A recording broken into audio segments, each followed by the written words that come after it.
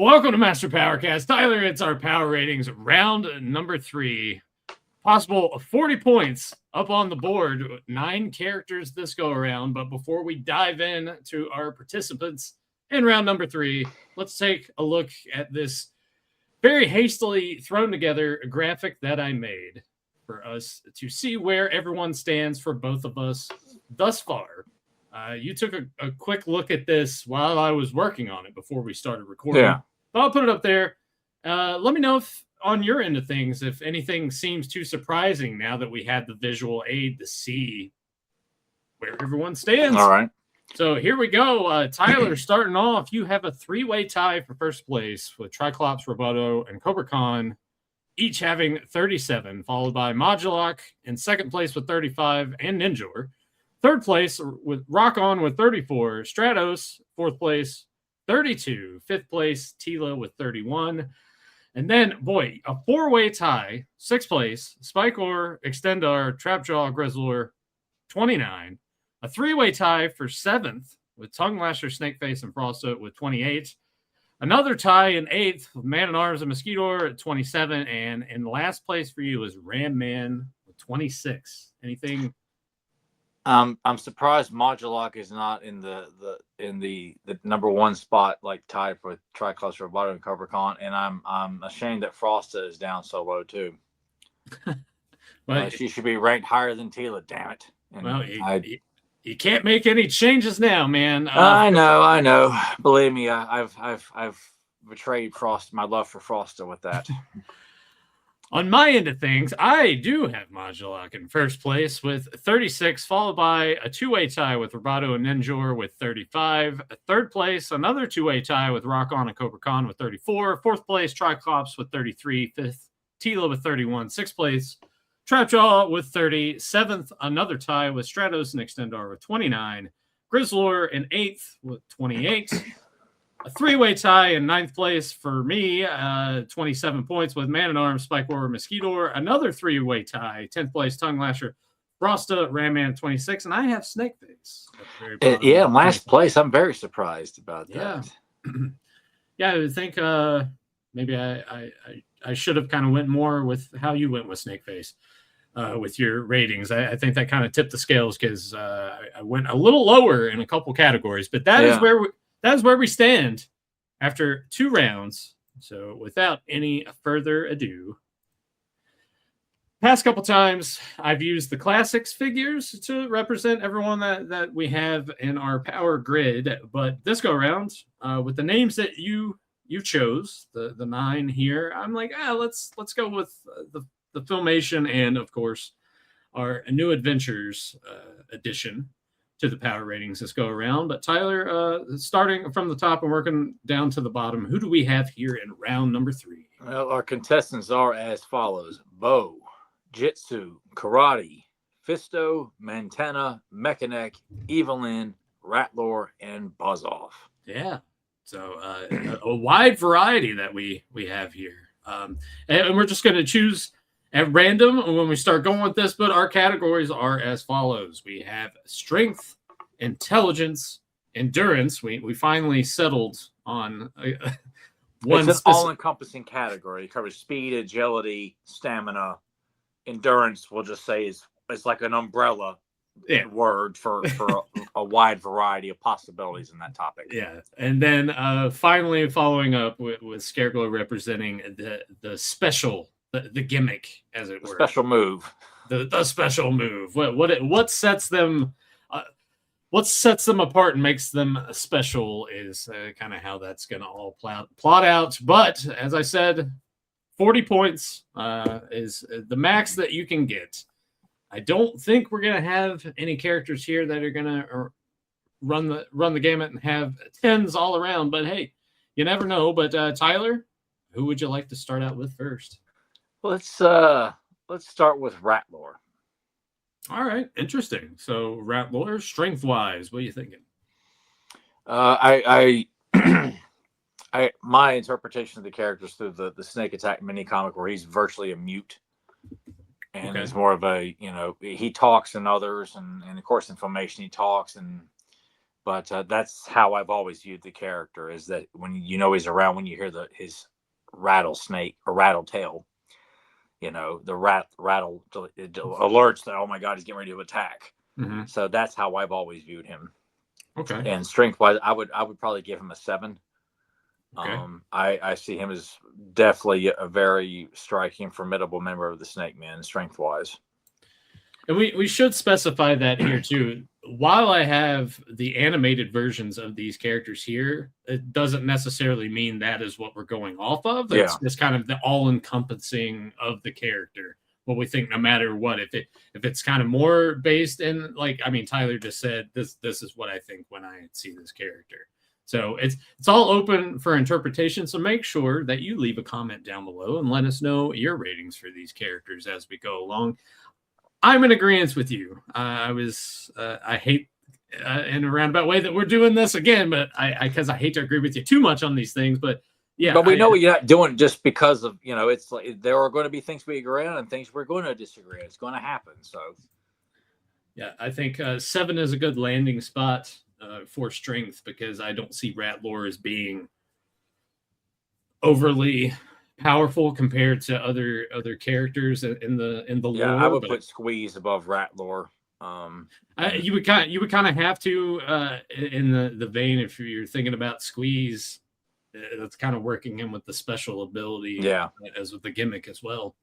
In terms of intelligence, this will be a little interesting. I'm kind of thinking a little bit on the lower end, but not too low. I can't.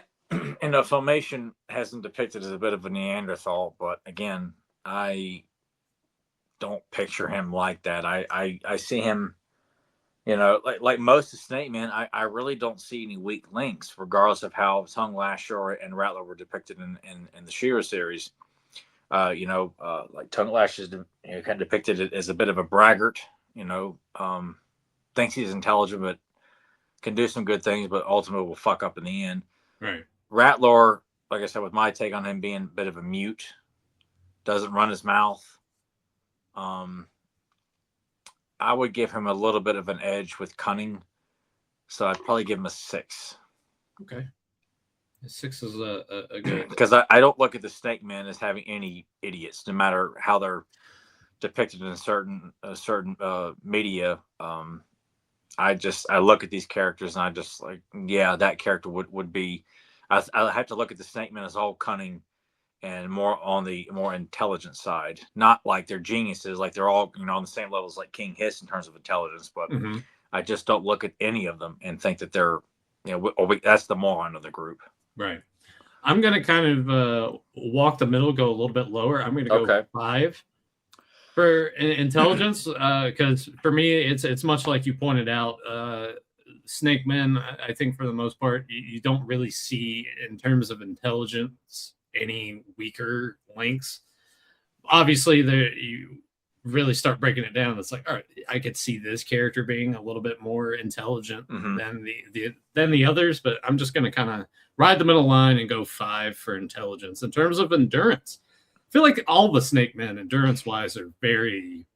Yeah, I think that they've all got a big advantage in that regard with being Snake Men. So I'm probably going to give Ratlore I'm probably going to give him an 8. Yeah, we're kind of on the same wavelength here. I felt saying 9 would be a little too much. Yeah, I think 9 kind of pushes it a little bit.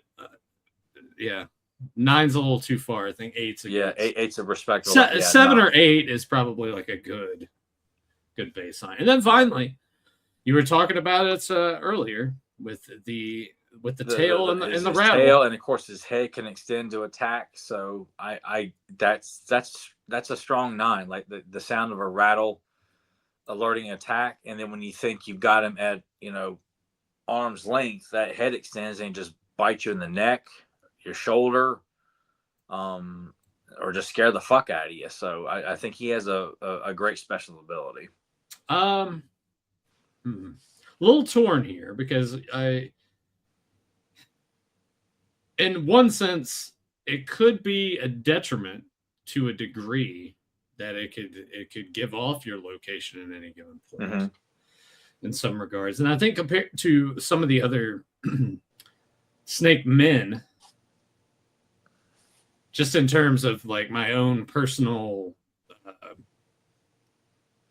ranking of what they do and how cool I think it is.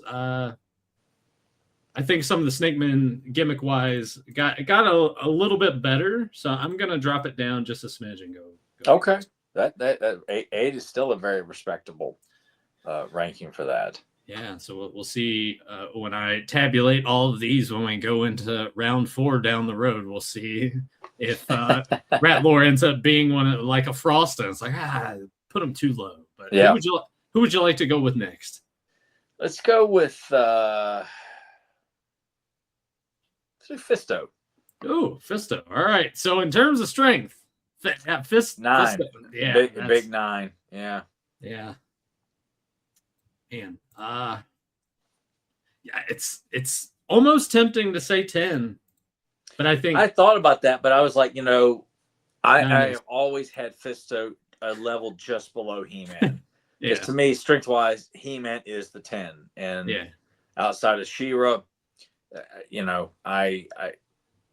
This is when someone goes back and we gave 10s for strength for any of the other characters in the previous 2 rounds. Yeah, actually, if we could do like a 9.5, that's what I would give Fisto. Because I've always, ever since I was little, always thought of him as just he's right there with He-Man, but he's a step down in terms of strength. Sorry, Fisto, even though your fist is representative of the category itself. Yeah. Well, we can. You know what? Fuck it. I'm going to give him a 10. Okay. I'm going to give him a 10. I feel like I owe it to him at this point because with that being represented. In terms of his intelligence, Fisto is pretty smart, dude. Yeah, I don't. He's definitely not just a man with a giant fist. He's quite intelligent. I'll probably give him I give him an 8. Okay. I think he's a very intelligent. I think he's definitely someone you would want, in battle with you, not just because of what he can do, but he's a good warrior. He's smart. I don't see him just running into a situation without thinking at all, regardless of what he can do, whatever the opposition is. Like, he can smash everything, but he's not mindless and just going to run in just assume he's going to solve everything with his fist. Yeah, I'm also going to agree with you, Tyler, and go with an 8. 8 is a good spot. Endurance-wise, I think Fisto's more than capable. He can hang. I'm going to give him a 9 for that. Oh, wow. All right. Yeah. Yeah. Again, I always hold him in the highest regard in terms of what he can do. I mean, he's a fucking sword fighter too. And he comes, and that's something too. That's just like, that's something, he can, go hand to hand in sword fight. And I just picture him someone who can brawl for a long time before he ever gets tired. We're probably born people. I'm going to agree with you again. I think 9's a good spot for endurance, because we also had to think too, much like you said, as we're going through the categories, it is that combination of agility, speed, endurance. Like how long they're going to last in battle, how quick are they? And then you think about intelligence-wise, very battle wary, very aware.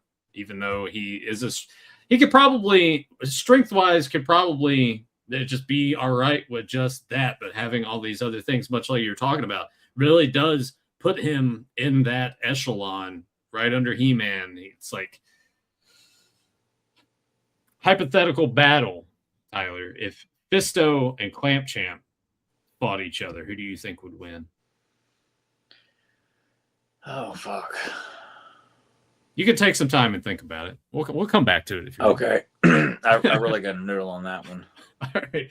And then in terms of the gimmick, his special, the big fucking fist.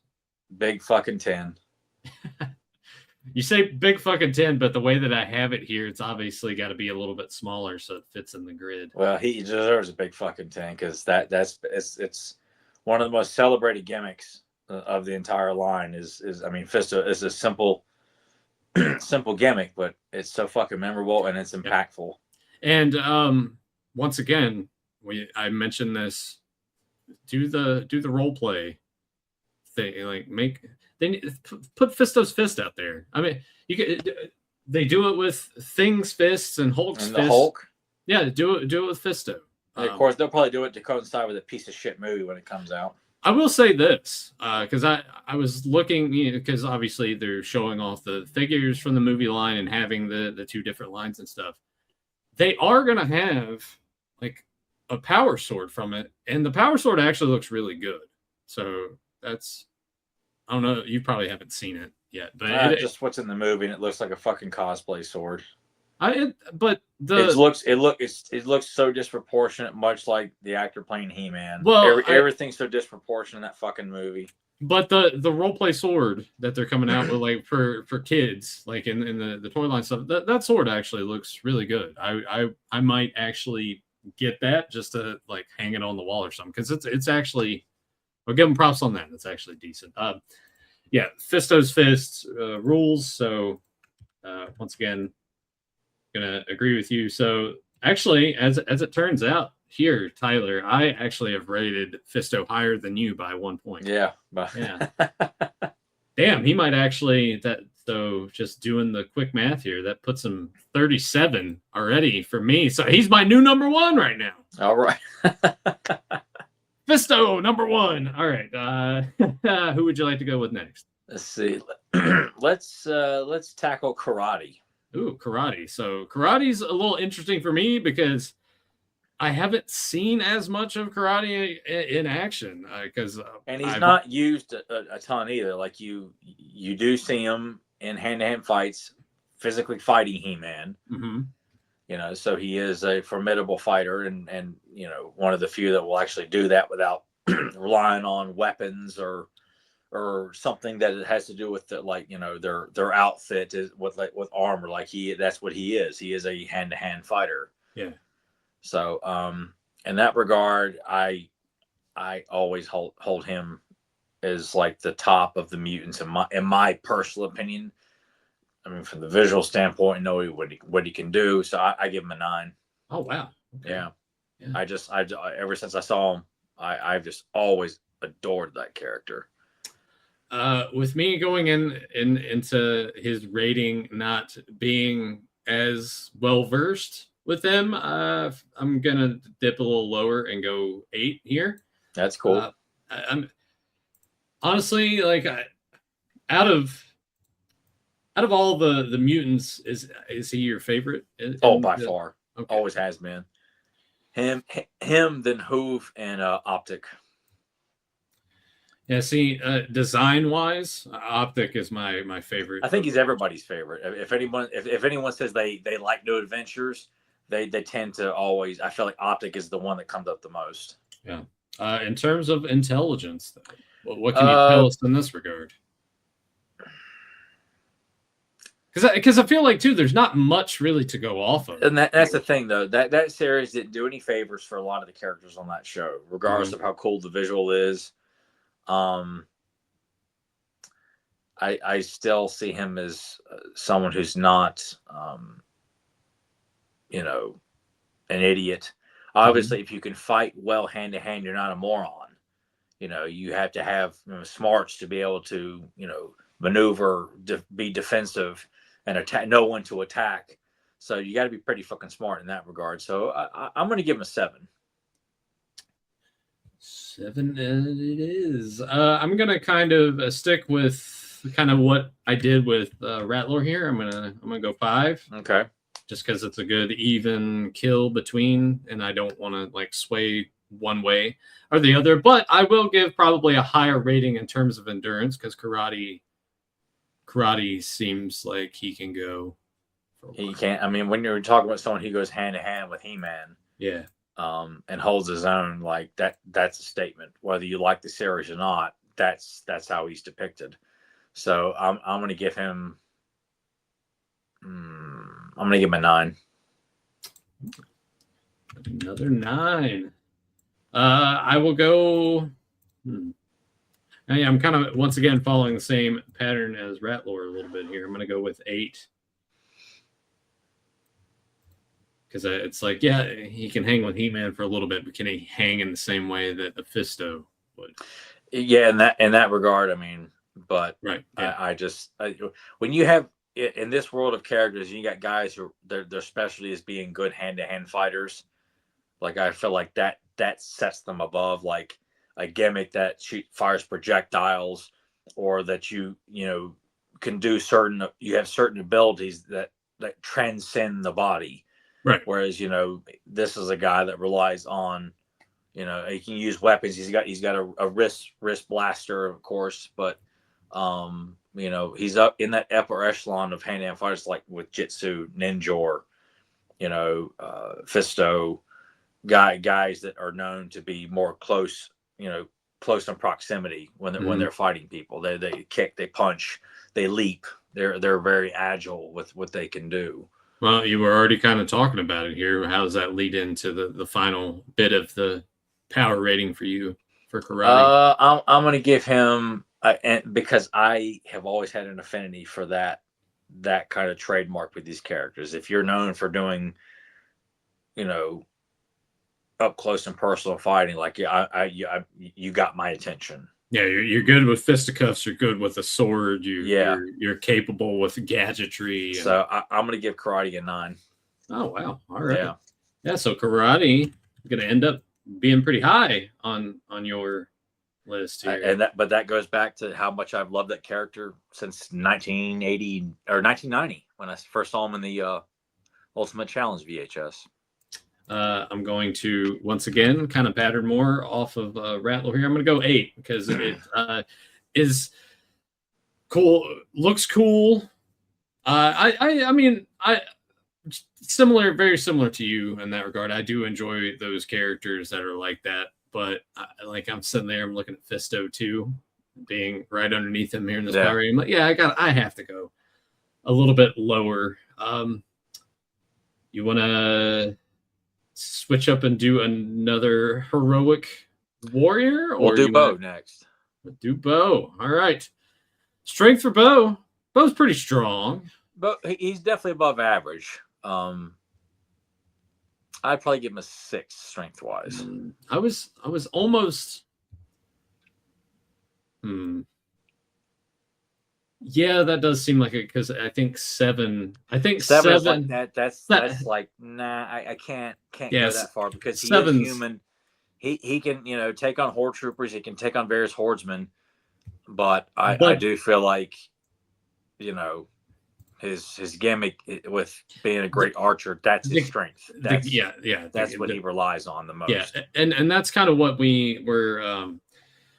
I think that's why Frosta ranked a little bit lower, because her special, like her gimmick, is her strength. But when you're looking at her in terms of actual strength, if she's not using that, then that puts her down a little bit. Yeah.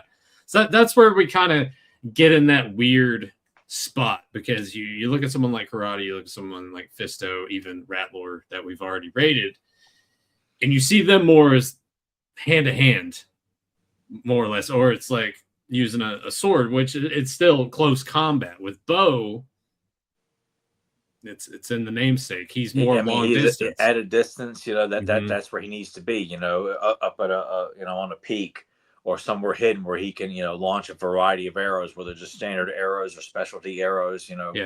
But then if he has to, he can kick some ass. In person. In terms of intelligence, I mean, he's intelligent, but he's very egotistical. He wants to have the rights to, I'm going to save the day, save the hot girl. I want to see some action for the sake of glory. He's always jumping the gun a little bit, getting too far ahead of himself. Yeah, he's not an idiot. He's eager to get in there and get the fireworks. He wants to be celebrated at times. Mm-hmm. And even though he's not dumb, but it's also that can be a detriment, because you're not thinking too clearly when you're I want to see some action here, like, which I get. It means he's ready to go. Like I've got it's a positive, but it also can be a detriment, because he can be too quick to jump into action, not think about things, or just assume like, hey, you need my help. Like, no, I don't need your help. Stay behind. You'll know if I need you, kind of thing. Right. So, because I don't, if I say 5 is like he's, I'll say 5 just because he's definitely not stupid, but when he does things like that, it can be a detriment to the battle. Like he's a very intelligent man, but that ego of his makes him. I feel like if I give him a 6, then it's like the ego works to his advantage, and sometimes a lot of times it doesn't. Yeah, but I'm giving him a 6 because I think that the ego, when it does, it works well. I'm not much like you're saying. It's like it doesn't work often, but when it does, it clicks. Well, and he's if he fucks up, he owns it. Right. Like he's not going to sit there and say that his ego's too big to where it's like oh what a yard. It's like no, hey, that's my mistake. I own it. Yeah. Fuck it, give him a 6. Bo's too cool to have anything less than that. Give him a 6. The 5 is off the board. In terms of his endurance, though, that he can go a while, man. He's definitely one of the leaders of the rebellion for sure, and not just because he's one of the few guys in the rebellion. I'm going to give him an 8 for endurance. I'm going to give him a 7. Okay. Yeah, 7's that's kind of and the first 7 in the endurance category. I'm just thinking in terms of. Not only in the battlefield, but probably in the bed with those ladies. I think. What's that now? I said Bo probably lasts. And it's like yes, the battlefield's one thing, but in bed, I would assume he probably. Oh, dude, he's he's like Barry White, be going all night. Yeah. So I that's why I'm bumping it up to an 8 because it's like the ladies love him for a reason, right? Yeah, and I'm sure he's romanced quite a few of the various lovely ladies with their variety of hair colors and things like that. Yeah. If anyone's gonna be better than many of the women of the rebellion, it's gonna be Bo, not Seahawk, not Sunder, but Bo. Bo's gonna be the one, leaving boots and leaving his boots and everyone's bad. Yeah. Bo knows. Bo knows. Yeah. And then we've been talking about his archery, which that's his gimmick. That's the deal, and it's good stuff. It's good stuff, man. You think Robin Hood, you think Green Arrow, you think Hawkeye, characters whose specialty is archery. Like that takes precision, accuracy. That's the same fucking word, essentially. But an intense level of skill, like to be at a distance and to be able to hit your target, regardless if it's a specialty arrow or not. I think archery is impressive as fuck, so I give him a 9. Have you ever tried it yourself? Once at Kent Carrisbrook, and I was fucking bad at it, and I thought I only had one chance to try it, and I was like, "Is that it?" And like, yeah, you're done. And I didn't know if I could get back in the line and try it again. So outside of having like little shitty bow and arrows as a kid that didn't work as well as I would watch in Robin Hood, where you pull back and the arrow just kind of falls down. It wasn't until I get the Nerf bow and arrow where I was like, oh my god, yeah, now I feel like Robin Hood. Where the arrow doesn't, it's just you put it on the pump there and you pull the pump back and fire the arrow. So I'm just trying to picture you. It's like, oh, can I go again? They're like, no. Yeah, okay. That's why I hate fucking day camp. Can I? I don't have to go back to Mardua, Mom. I'm gonna go a little bit lower and go 8.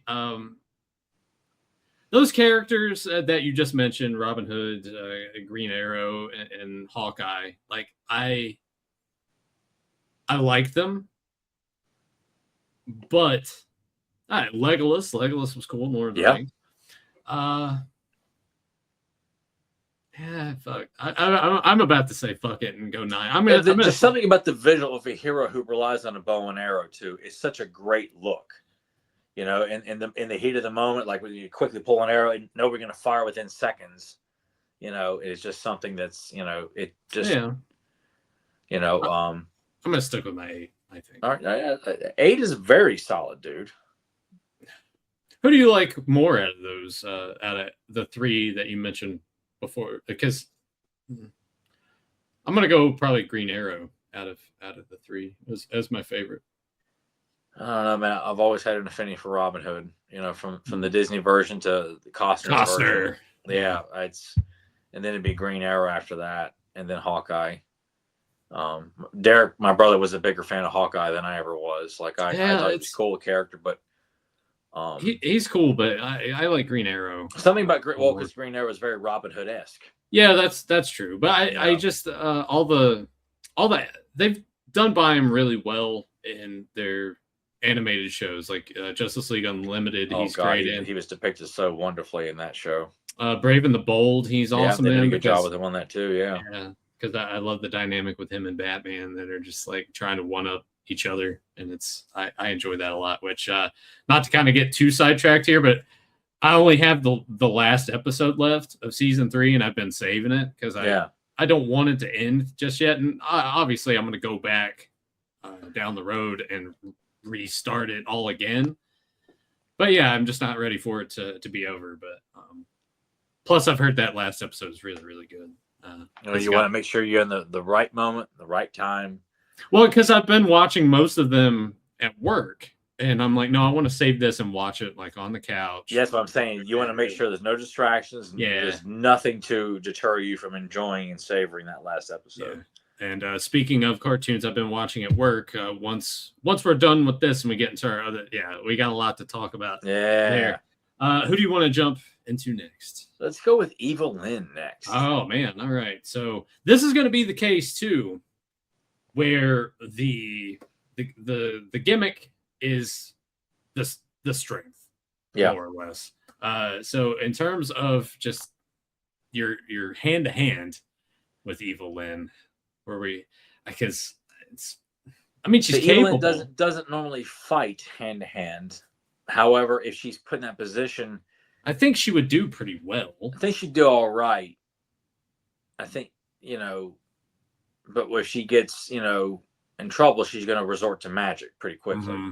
Yeah. Sorcery, she's going to pull that ace in the hole like very quickly if her and Teela are clashing, mm-hmm. and Teela's beating the shit out of her, and Evil Lynn's like, oh fuck this, and just ignites a sorcery blast from her palms and just sets Teela's skin on fire with it. I almost feel like too she's not going to be putting herself in that position. Of course, if you take her out, like, she's done.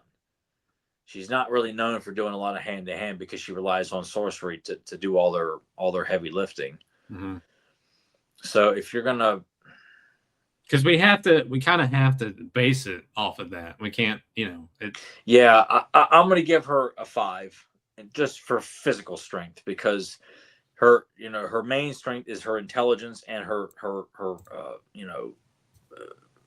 sorcery capabilities. Yeah, and I guess that's probably how we should have phrased that. Is we're looking at that more in physical strength and not the because with the next one, that's going to be a different conversation, much more different conversation. Yeah. Boy. I'm gonna go just a little bit lower. Go with 4, because it's like she could probably, but as you said, she's gonna be too dependent on the sorcery and the magic to take care of things. But intelligence wise, yes, that's 10. I give her 10 intelligence. Yeah. She's one of the smartest in the mythology. You kind of have to be when you're dealing with sorcery. Yeah, I mean that, and the fact that she is one of the most revered members of the Evil Warriors. She's done her own thing multiple times. Won't hesitate to backstab Skeletor unless he's like giving her the respect she deserves. Mm-hmm. She's definitely the most of all of his warriors. She is by far the smartest. Yeah. Whether it's more self-centered or not, she's definitely not someone you want to cross. Yeah. And endurance wise, though, taking that combo of a category is kind of interesting for her, because they don't really depict magic as something that depletes your body in He-Man. Yeah. Whereas like a lot of times sorcery, like over time, which makes sense, that the more you use it, the more you just become weakened, because it's like using a muscle.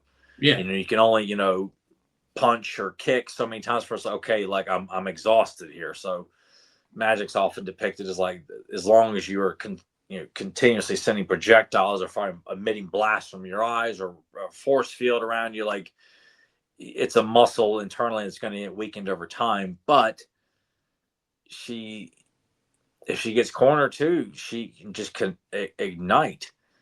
So I probably have to give her a 9 because of how strong she is with sorcery. Yeah, but it's also kind of tricky in a way. So it's like, do we because we take the sorcery out of the strength, do we need to also take it out of the endurance? I mean, I guess that's different. I think because of what because I mean she is a sorceress, so you just don't quite see a whole lot of exhaustion with a lot of the more magical based characters in He-Man. It's not really used as like, once you've used your powers for so long, you become drained and weakened, as is often depicted in a lot of fantasy mythology. Which I mean, I guess too, if we're just talking about like physical, like speed and agility and everything, she's average with that. She's okay. That's this. She's one of those characters that it's certain categories get a little weird. Yeah, I mean, yeah. If we're talking, I'll give her 6 for that. Yeah. So it's kind of a bummer because it's like Eva Lynn's really, she's going to be lower just based off of the other aspects. I'm going to give her. I'm going to give her a 10 for special ability. Like she's top tier. Yeah. Yeah. I was going to give her a 10 in that as well, because it's like there's not too many characters in the mythology sorcery wise that could sit and hang with Skeletor and be top tier character in that regard. I mean, she's number 2 in command, and oftentimes number 1 if she's doing her own thing. Yeah. So just quickly adding it up right here. So I have her at 30, you have her at 31. So that puts she's tied with Tila. Yeah. So there you go. Which kind of makes it kind of interesting because they are adversaries. So yeah. So it kind of even keels in a way. It's like Tila definitely excels more in her hand to hand. Absolutely. Her strength over Evil Lynn, but Evil Lynn has the advantage with the magic. So yeah. But it's gonna be weird how this shakes out when we add these guys and tabulate them and then put them in here. That's why I'm glad that we're doing it this way, just so you can just see just the visual standpoint. And hey, I have a new number 1 going on already. Yeah. We let's go with Buzz Off next. Let's do it. Let's do Buzz Off. All right, strength wise for Buzz Off. 8. Yeah. It's fucking love Buzz Off, man. It's definitely someone who's, I mean, damn, you could say about everybody who's part of the heroic warrior faction. Like there are no weaklings in their group. Nowhere. I can't sit there and say he's as strong as Fisto, but he's again, he's right there, right below with what he can do. Yeah, intelligence. Give him a 9. I think he's very smart. He's the leader of his people. Yeah, but I'm giving him a 10. I'm gonna give him a 10. I love Buzz Off. I love the character so damn much. I'm gonna go a step lower and go with 9. Okay. In that regard, I mean, endurance, man. He's endurance wise. Buzz Off's upper echelon. He can hang. I give him a 9 easy. Gotta find out where my numbers are. What I should be doing. I should just keep all the numbers that I have. You guys can't see them to the left. I should just be copying from those and moving them to the grid. So I'm like, where's that 9 at? Over here. I will go a bit lower for this. I'm going to go for an 8. And then in terms of his gimmick, his specialty, he's got wings. He can fly. And He's whether you got like it. filmation or not, he's got a stinger lance. He's good with an axe. He's got the Bill Cosby voice, so that meant a lot more. I fucking hate that was ever brought up. I just, person who came up with that should be smacked the shit out of.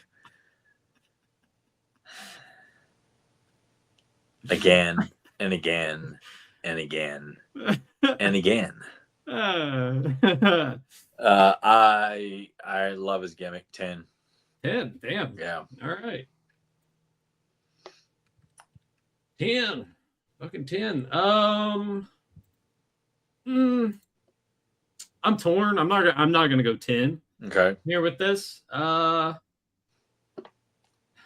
Buzz-Off's cool, but when I'm thinking about a good chunk of the other heroic warriors, and I'm thinking about Buzz-Off's his gimmick and his special, and I get it. I mean, it's still good, but it's not a 10. I'm gonna go with an 8. Well, we only got 3 more left. 3 more left. Let's do Montana next. All right, Montana, the whipping boy of the evil horde. Which I fucking hate that so much, and that's not how I view him. But there are times where he is depicted as very competent and intelligent. Mm-hmm. Strength wise, you look at the various versions of him. You just feel like he would move quite quickly in battle because of his arachnid or kind of bug-like body. Mm-hmm. So, plus he uses, his eyes are his weapon as well too, but with multiple legs, I'm going to give him an 8. 8 is, 8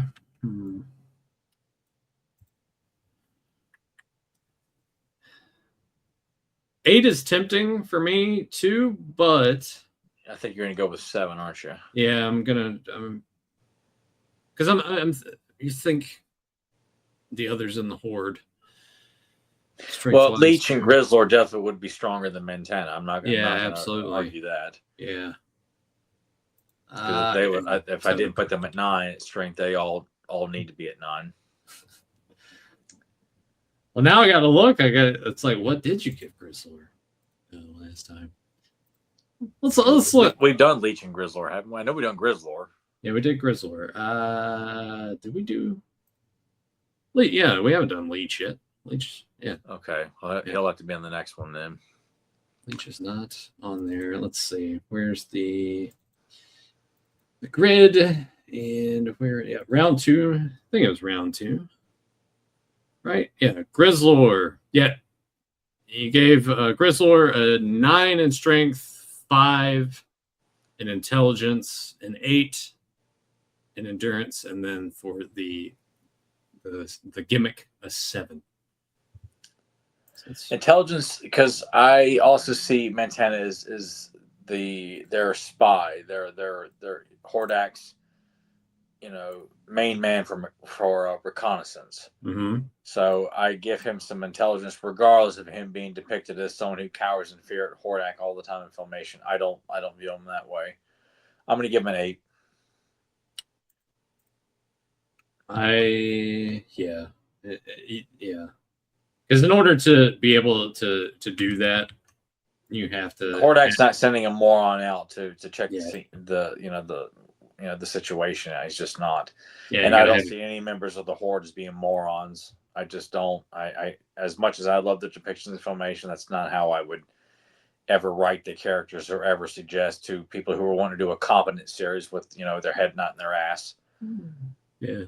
I guess the view's better there.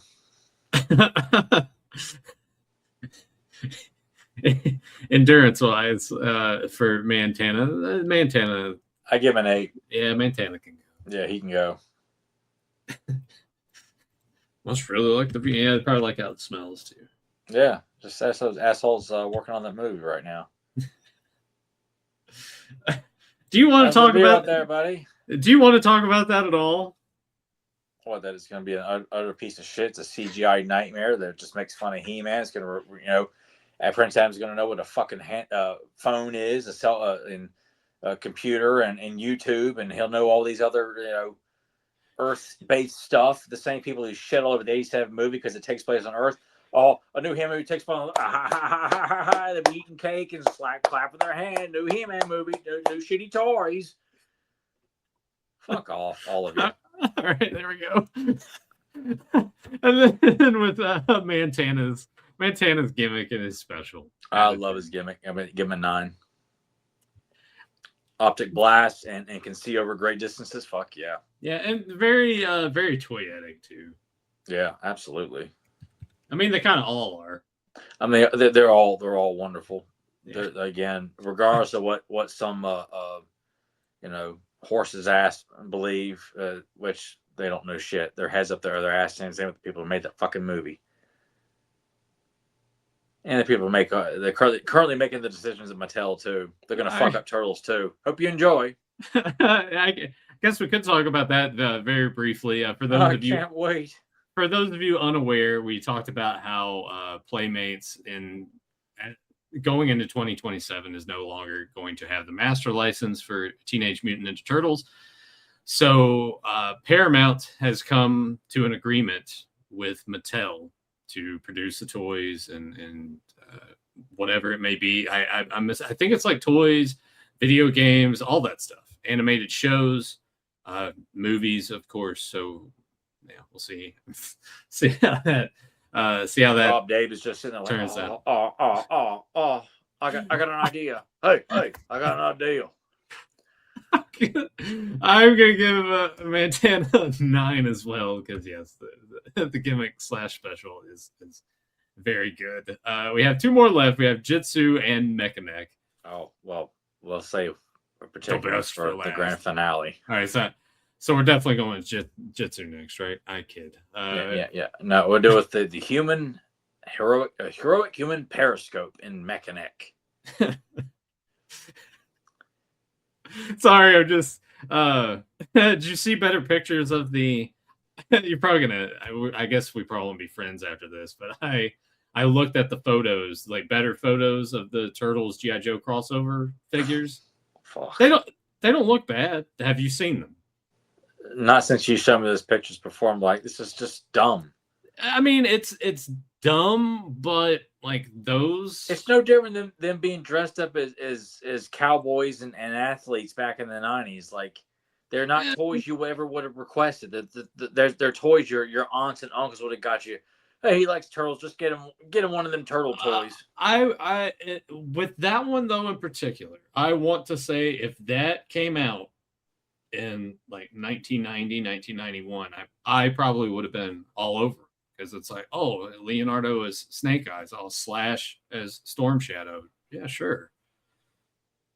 They're not terrible. I'm over the crossover idea entirely, though. We've talked about that plenty of times over, but they're not. Those to me are the least offensive ones out of all the other. But it just feels like, of all the things you could do with Ninja Turtles, we're just continuing to slap them in different costumes. Mm-hmm. It's like, okay, when I think Ninja Turtles, I think cosplay. Yeah, let's cross them over with other lines. I guess I'm like, I don't. Yeah, we won't. We won't discuss. Like, enough is enough. Like, stop crossing them over and stop dressing them up in other people's outfits. Yeah. It's fucking dumb. They're fucking ninjas. Yeah. Again, Rob Davis can't keep his dick out of everyone else's cake. Strength for Mechanic. What do you give him? Physically, I'm gonna give him a 7. Okay.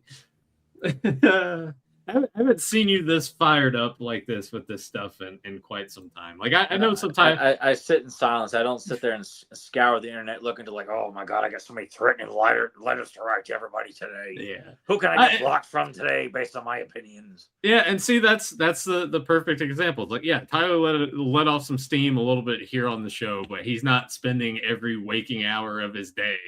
Like, because I don't give a fuck. I gotta let everybody know. It's like no. It's fucking pointless. It's happening. There's nothing I can do about it. All I can just say is, no, you're not getting my money. You're not getting my time. Because I know it's gonna fucking suck donkey balls, big sweaty donkey balls, and people will be lining up just tickling those nuts, like the Dice Man. The Dice Man. They'll be tickling the nuts. It's like, no, fuck off.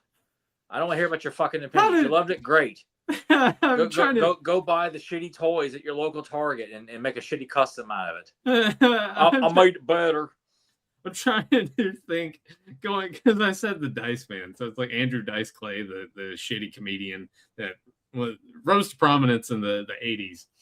How did we even do that? Where I'm just like, yeah, it's the Dice Man. Because of his VH1, I love the 80s. Like, hey, it's the Dice Man. It's a moment you've all been waiting for. And you started saying, I'm the Dice Man. And say dice, you think you're balls. You think, let me you think of your nuts. So it's just, we just start doing our Dice Clay impression based on those I Love the 80s episodes. Which, hey, that was another reason that people had the impression of Master Universe that they did. Thanks a lot, VH1. Yeah, VH1's the one that started that shit where everyone just said, oh, He-Man's gay because it's a big muscular guy in a loincloth, so naturally he takes it in the ass. Yeah. It's just like, why? Why is that gay? He's saying Conan's gay. All the Frank Frazetta paintings. Oh, that's a game. Tarzan, he's gay. Like, why people feel like a muscular guy and not covered head to toe in clothing. Oh, that's a gay man for you. And to say too, to throw a Seinfeld quote at everyone. There's anything wrong with that. No, there's not. But it's just like that when perception. Just look at somebody and assume, oh, that's gay. Like, why is that gay?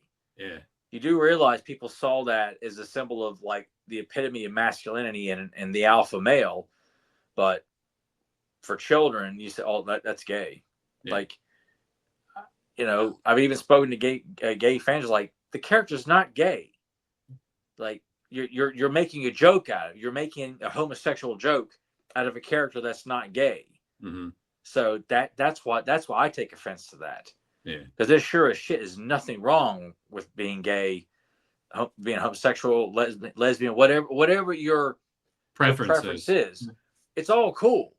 But when you're going around labeling stuff as something as such, like, look, if that's in your own viewpoint, you want to see somebody's in that way, that's fine. That's your opinion, and embrace it, love it, celebrate it, whatever you want to do. But going around and just saying a guy who's muscular with a power harness and a loincloth, oh, he's gay then. Like, why is that gay? Yeah. You tell me you watch Conan the Barbarian with Arnold's like, I think that guy likes laying down with Subutai. Why? Why do you think that? I don't know. And just the way that, not only that, but just the way that they downplayed it too. Like, like that was one thing, but to just treat it like it wasn't as popular as it was in that time period or something, like they're just completely doing anything they can to just take a shit on it. I'm like, and I think it still happens today. People it does. Don't know anything about He-Man will watch it with modern eyes. Oh, this is all gay. Yeah. Look how gay all this is. All right, what is it about Prince Adam that's gay? Oh, because he wears a pink vest. Yeah, pink is a common color that men wear today. So is purple, lavender, white. Why is that gay? I mean, there are those dudes out there. We live around in an area with quite a few of them that like I ain't wearing that. Well, it's just that had that very redneck mentality in various parts of the world. Yeah, and I wear pink, I wear purple, I wear all those colors. All right, and I wear it quite confidently, And I think people often feel that if you're a big muscular guy, well, you got to be gay. Like, I'm sorry, but for decades and centuries, if you were a muscle guy, you were seen as like the apex male. Like that's what you wanted to be like. Somewhere down the line, they look at that like, he must be gay. And I'm like, you're probably saying jack off that doesn't show your face and hides and and the screens of the internet and.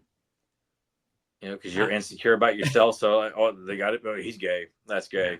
That's definitely gay. He's gay.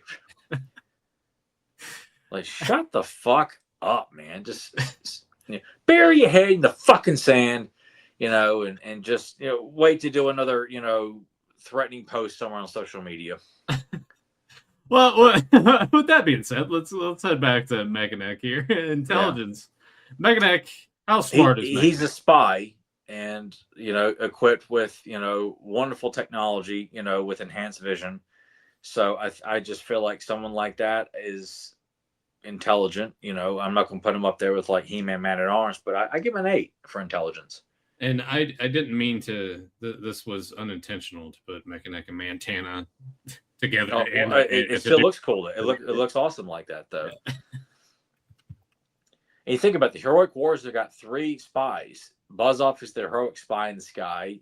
Mechanic is the heroic periscope, or heroic human periscope. I fucked it up again. And you got Mothman, master of camouflage. Yeah. I meant to give Mechanic a 7 for strength. I realized because we got on that tangent with the Dice Man and VH1 and nut tickling. Yeah, nut tickling and the rant that you had there that I forgot to mention what I gave or what I wanted to give for strength. So 7 in that regard. I will also give an 8 for intelligence because much like Montana, you got to be smart to be in that role within Fuck your faction. Yeah, dude. Endurance. I mean, that's people like to shit on Mechanic again, and I think they're all idiots. They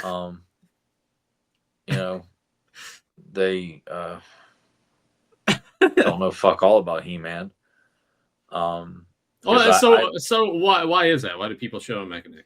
Because we haven't really talked about his that. Neck, like, do you realize, like, the guy's got enhanced vision? His neck can stretch so he can see over great distances. He can see up, places no one else can get to. If no one can fly, Mechanic can extend his neck to see if there's any shit going down on the other side.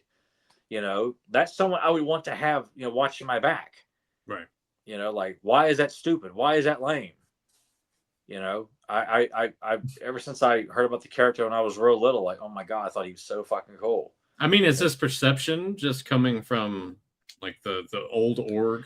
I still feel like it's people who, again, there's so few people who are knowledgeable about He-Man, so they're very quick to have a very part of the group opinion of like, oh yeah, he sucked. All he can do is extend his neck.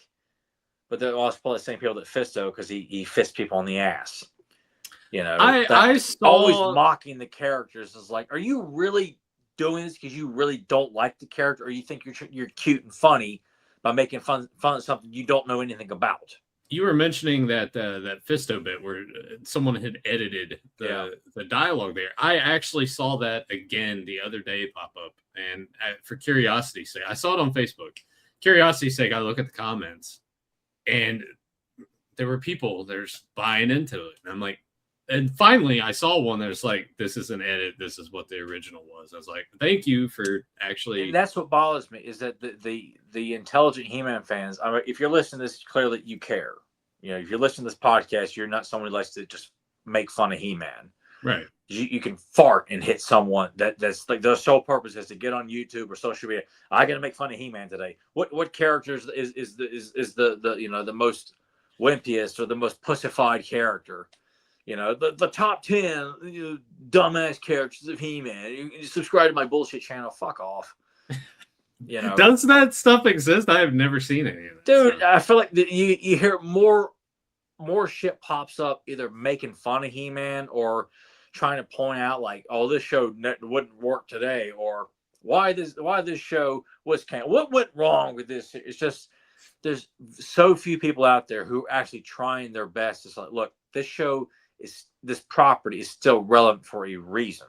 But then again, you wouldn't know it today the way Mattel and the powers that be continue to carry on with it. I mean, I know that you have your opinion about the upcoming movie, but do you think with that coming out that's going to change any of the opinions that people have in perception? No, if anything, it's going to encourage more making fun of the property. Because I'm sorry, regardless of what you see in the trailers and TV spots for the Super Bowl, you're going to get a lot of making fun of the character, a lot of jokes, a lot of tone killers because they just couldn't resist making fun of this character, breaking the fourth wall and making references to social media jokes. It's all going to be there. And it's all going to be like, hey, you seen this? You know what that is, right? Okay, now back to, beating each other over the head, blah, blah, blah, like 2 fucking rocks. It's not going to do a service to the property. All they're going to see is we're going to sell toys. More toys, some shitty T-shirts at your local Hot Topic. That it's not gonna people are going to walk away from the movie thinking, "Oh my god, this is so fucking cool. I want to know more about He-Man." No, they're going to walk away thinking it's a trendy movie that came out probably from the 80s. Isn't it funny when they did this? It was funny when they did that. It's not going to send it to a new stratosphere. It ain't happening. They allowed too many people to make fun of this property, and too many people had just jumped in on the joke.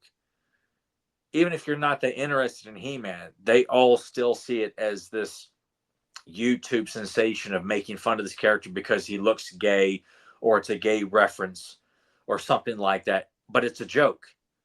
It's not taken seriously. Yeah, you got some people out there who do take it seriously, but they're so few and far between anymore because everyone's so unintelligent about the whole thing because they're not interested in learning more. It's just quick to just jump on the same mentality as what's being laid out there already. No one says, wait. Okay, I'm looking at this image here of He-Man battling Clawful and Whiplash and Webstore with Buzz-Off and Fisto and Stridor. Like, okay, why is this lame? Why are you guys saying this is lame? Why is this gay? Oh, look, here's another one here of He-Man and Man taking on fighting Beastman and Skeletor and Merman outside Castle Grayskull with this beautiful painting. Like, this is considered a joke. This is lame. Why is this lame? Why is this weak? Why are we making fun of this? Yeah. Well, I don't know. I just see the shit on there. I got to be like everybody else. Yeah. That's what fucking bothers me. I had a conversation with a buddy at work, and he was trying to tell me his thoughts, and I said, "Dude, don't talk to me about He-Man because I know right now, just talking, you don't know anything about it." And he's like, "Yeah, I really don't." Like, that's my point. Everyone is so quick to act like they know something about him when you fucking don't. Yeah. There is a way above the bare minimum, or way below the bare minimum is what I should say. It's like it's beyond surface level what the majority of the public knows about He-Man. And unless you were a big fan as a kid and took it seriously and you have those memories, most people just see it as this, it's that old silly 80s property and guys running around in loincloths and jokes and memes and meows and all that bullshit. And that's become the public awareness of the property now. And Mattel wants to lean into it. Yeah. Same thing people make the movie, and that's not helping this property be taken seriously. Yeah. The Transformers fans, they don't fuck around with them. They make shitty movies, but you know what? The Transformers fans are so fucking passionate. Don't fuck around with them. Turtles fans are the same way. Same thing with G.I. Joe. Why is it He-Man has to be, when He-Man was the top 3 of that decade of the greatest toys and animated series of all time, why is that the property that seems to be like, oh, that's the butt of so many jokes? Yeah. They don't make fun of Transformers. They don't make fun of G.I. Joe. They don't make fun of Turtles. But He-Man gets made fun of. Why is that okay? Why do people look at that for like, this is it's that really lame ass show with the loincloths and all the YouTube memes and bullshit? Yeah. It's not fair. It's not right, and it's not justified ever. Yeah, that's fair. Yeah, I mean, you're right. That's all fair points. And then you're going back to like surface level stuff. I mean, if any of you have been watching this long enough, hopefully, I feel like I've grown as a fan of the property. You certainly have. From being, I mean, way more surface level, and then like being around here and being on the show for years and doing it now kind of comes up. And I mean, I look at this, I'm like, yeah, I am in agreement with you on a lot of stuff, but I mean, we do have that similar mentality when we're thinking about most characters anyway.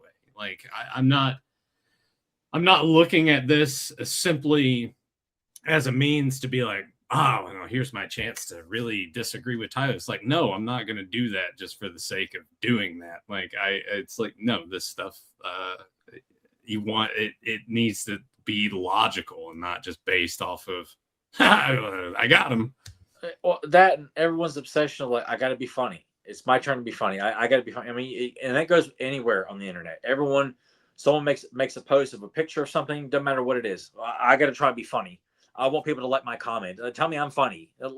Respond if you think I'm funny. Everyone just wants to get that applause for telling a witty joke somewhere. Instant gratification. Yeah, and so probably is a victim of that because people just love to shit on it until someone who's got talent will make a beautiful illustration of something. Oh my God, this looks so fucking cool. Like, okay, Why aren't you making fun of this? You're doing it everywhere else. Yeah. Someone posts a really a very intelligent looking illustration of Skeletor and He-Man fighting, and you're like, oh, they're getting ready to have some butt sex. Like, why aren't you saying that right now? Why? What you did it? An illustration, or that toy was released, and you want to make a reference like that. Why aren't you doing it now? Yeah, this property and its fans of it, and both directions, whether it's like a passionate fan like Tyler, more surface level, or just only buys the toys or loves the memes or whatever. This property, I swear, man, is like the most, I'm just going to say unique compared to all of those other fandoms that you mentioned. I think for that various reason of just, but at the same time too, I'm not going in and digging into what people are thinking about Turtle stuff or G.I. Joe stuff that often anymore. You just don't. I mean, I'm sure you got some jerk offs who just want to. They just like, I got to make a joke today. I want to make people laugh, and people tell me I'm funny because I'm a fucking failed comedian. So I'm gonna make fun of Turtles and Transformers and G.I. Joe. Yeah, you're gonna have some asshole that's always gonna try and do that, no matter what it is. Star Wars, it could be sports. Someone is always going to. I got to be funny. I think I'm funny.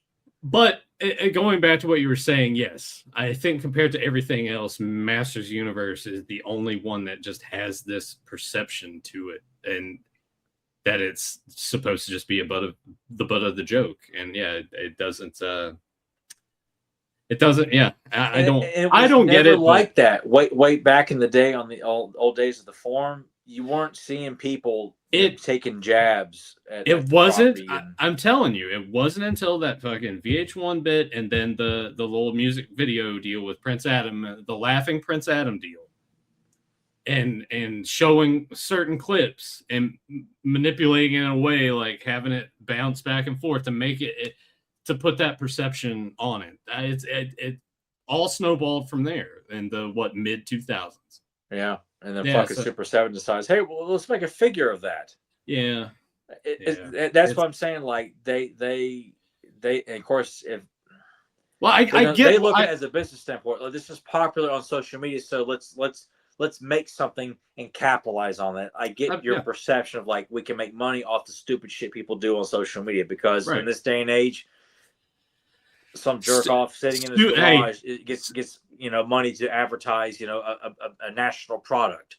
Stupid he doesn't know a fucking thing about business, or he's not talented at all, but people are listening to this jerk off in his garage, talking about Johnson rods and his opinions on the NFL and why this political view is the worst one of all, whatever the case may be. He gets a lot of views. Hire that man, give him a contract. It doesn't take talent anymore to be an entertainer. Honestly, it doesn't, and that's why you see like the Kardashians on TV. Anyway, Mechanic. Sorry, apologies. It wasn't intended. It was all organic. Yeah, but it was good. I mean, we had to talk about it a little bit because you haven't really mentioned any. Because I feel like the majority of people were all just getting their big ass bottle of lotion the same size that Test used on WWF years ago, and a big box of tissues, and they just anxiously awaiting opening day. And I'm like, I don't care. It's gonna fucking suck. I knew it was gonna fucking suck. The trailer was everything I thought it was gonna be, and people are just gonna be like, look at the cameras, look at the cameras. I just told Val over a year ago, it's gonna be nothing but fucking cameos. Ignore the story. Just cameo after cameo after cameo. No fucking story at all, other than either taking the piss out of the character or a storyline that really is just kind of like, what the fuck were you guys thinking? But ignore all that. It's Goatman. Buy this toy. Buy the toy. Yeah. That's what they're relying on. Yeah. Because they also realize that a lot of people don't know fuck all about He-Man right now. And that's going to be the bread and butter. The tree stumps that walk in there, I hired the He-Man toy when I was a kid too. I dragged my little bastard child with me. We're gonna watch. Oh, you see that? I had that toy. I had that one too. So, I mean, the other reason too is like, I mean, at this point, guys, what other reaction did you expect out of Tyler about this? Because people really think like, I really thought he's gonna like it. Like, have you watched Fans of Power, have you watched Mastercast? Like Master Power, not Master Power. No, Master Power Cast. Yeah, and leave that in. We're not editing that. All right. Yeah, I that's won't. another podcast. People don't know what I'm talking about. Yeah, but no, it's like yeah, it's like, guys, come on, man. Like, I know it's gonna be shit. It's not made for me. It's meant for people who just don't give a shit and just are gonna go and watch mindless references to the property, and that's all it's gonna be. That being said, I might go see it. I'm sure you and James can do like a he goes to see it, in the UK, and you see it the same day, and I'm gonna not go insane. Dude, people say, you could it's like, dude, first off, fuck you. I can do that because I have made that decision multiple times for movies. I thought in advance this is probably gonna suck, but I'll go see it anyway. And I come out angrier before, more angry than when I went in. Mm-hmm. And it's like, I'm not doing that shit anymore. I don't need to sit there and see it to justify. Because first off, I'm not gonna be one of those idiots who's like, well, I got to sit so I can argue with people on the internet. No, fuck off, get a life. Just say you want to go see it. Don't sit there and say, well, I saw it that way. I can argue with some jerk off on the other side of the country on my views of this movie. Like, no, you want to go see it. You're just making a shitty excuse to go see it. I don't need to go see it. I know it's not meant for me. Right. It's meant for a completely different audience. The people who don't give a fuck and don't know much. Period. That's what that movie is for. I'm not trying to insult the people who are eager to see it, who listen to this. I'm just saying that's how I view it. Mm-hmm. It's not meant to tell a compelling action adventure story, which is what the property more than deserves. No, it'll be jokes, references, cameos. That is it. Well, there you go. There's Tyler's opinion. We won't talk about that anymore, guys. Yeah. I mean, like I said, I haven't seen you that passionate in well, that I really way haven't had a reason to say anything because I've had so many people at work. Oh God, it was even one like the following week after the trailer dropped. I had people at Coke reach out to me and people at Tech reach out to me like, "Did you see the trailer?" And all they say is, "Did you see the trailer? Did you see the trailer?" I'm like, fuck. Yes, I fucking saw the trailer. And like, now I gotta be a dick. Great. No, but for the most part, everyone who brought it up says, "Yeah, it looks like shit. Yeah, it looks like shit." And I was like, "Thank you." And they're aware of He-Man and they know I'm a He-Man fanatic. Yeah. And and I wasn't going to attack them because they're all good people, but they just wanted. He means verbally. He's not gonna. Yeah, I'm not going to sit there and just slam their head into a dumpster or something like that, and and then toss them in and hit the compact button. But damn near all of them said it looked like it looked fucking terrible. Looked like hammered shit. Yeah, it looked like hammered shit. Like they didn't have to sit there and decide with me. They're people I've argued with and talked movies with. Mm-hmm. They're the ones that have come up and said, "Did you see the trailer?" So yeah, it looks fucking terrible. Yes, it does.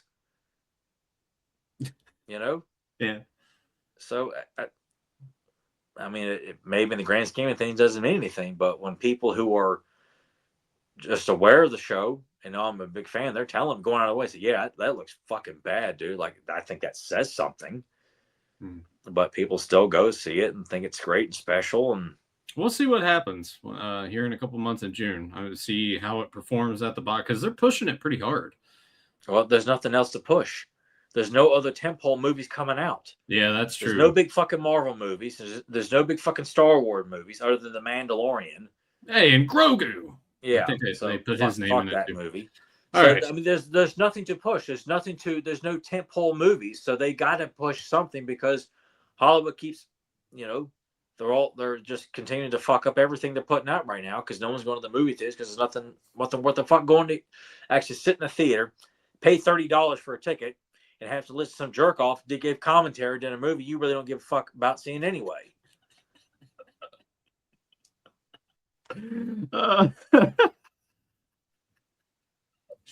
I love you, man. All right. I love you too, bud.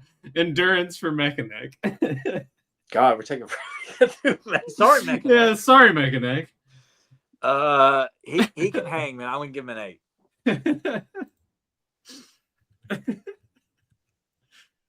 I'm gonna give him an 8 as well. Be a little paired here. And then his gimmick, man. I mean, I love the neck extension. You were talking about people shitting on it, but I'm sitting here kind of like, why would you shit on it? When you see an action in Filmation, it's fun. Playing with the toy is cool. Why would you pay? Again, I think there's so many people who are looking. They're standing off about 5 miles away from what they're actually looking at, and they got beer goggles on, and their buddy's telling them it's lame. Yeah, it's lame. Oh yeah. 10. Give him a 10. I fucking love the gimmick. It's the way he's depicted in Filmation, like in Disappearing Dragons, which is his greatest appearance. Like, it's. How do you shit on that? I'm gonna go with a 9. I shit on you. Shit in your mouth. What? Because that's what they deserve. A big pile of my shit in their mouth is just like, you're so fucking unintelligent. You don't know shit. Oh man! All right, we saved the best for last. One of we our did. particular favorites. We have Jitsu, or if you want to call him Chopper here. Jitsu, Chopper, however you prefer there, but he is the master of martial arts. Which, I mean, shit, man. Like, 9. He's got to be up there with Fisto. Oh fuck yeah! He's not getting anything less.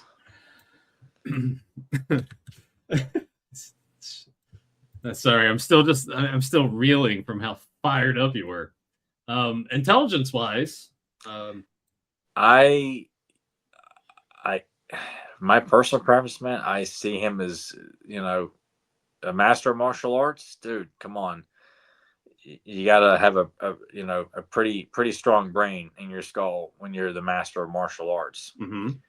I always see him as one of the most cunning of Skeletor's warriors as well. Someone you do not fuck around with. I'm gonna give him a 9. That's my personal preference. Like, there's so few depictions of him, but that's just I look at him. I see someone who's very intelligent, very formidable. And I'm going to give him a 9 for endurance as well. Damn. All right. So, dude, and then his gimmick. Oh, 10. Well, I think we've established Tyler's new number 1 thus far. Yeah, I guess we probably have, haven't we? Maybe, or is that going to be another tie? Because that's what 30. That'll be 37. Yeah, 37. He's wait. So wow. Yeah, a 4-way tie for you. Man, in terms of intelligence is tricky because like you said, yours is just a personal preference. There's not a lot out there of Jitsu. No, he's when he's there, he's not running the show. He's not leading a mission. He's used so sparingly, and that's one of the most hurtful things about the characters that, I hate that, I love it when he's there, but he's not there much. And I don't know, he just left such an impression on me when I saw him in Clash of Arms. And he's only in a few panels of that, too. He's not in it the entire time, but just something about his look. I just saw him, I was like, God, he's such a bad dude, man, like in the coolest way. I'm going to go a little bit lower on intelligence. Okay. I'm going to go 8 there in terms of his endurance. I'm going to go with a 9.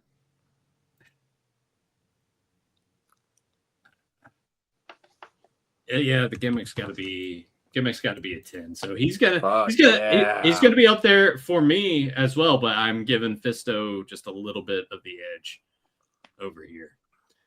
So it took us a minute, but we got round 3 completed. So here is how everything's looking when we come back for round 4 down the road in a couple months. Factor these guys in. So there are the results for this round, as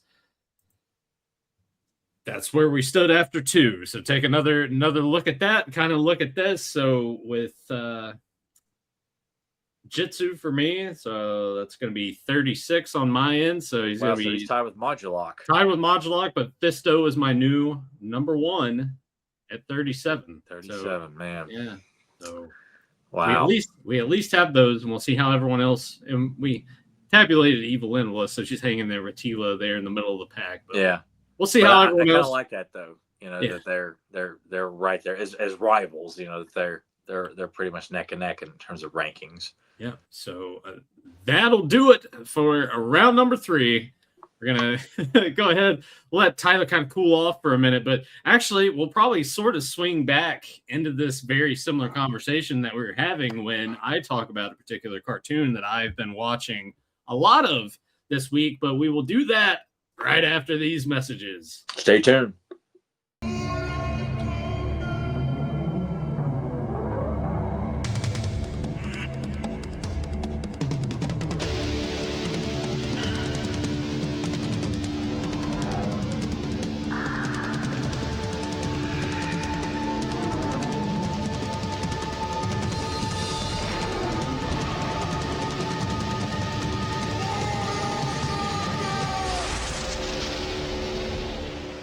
Chuck Norris Karate Commandos.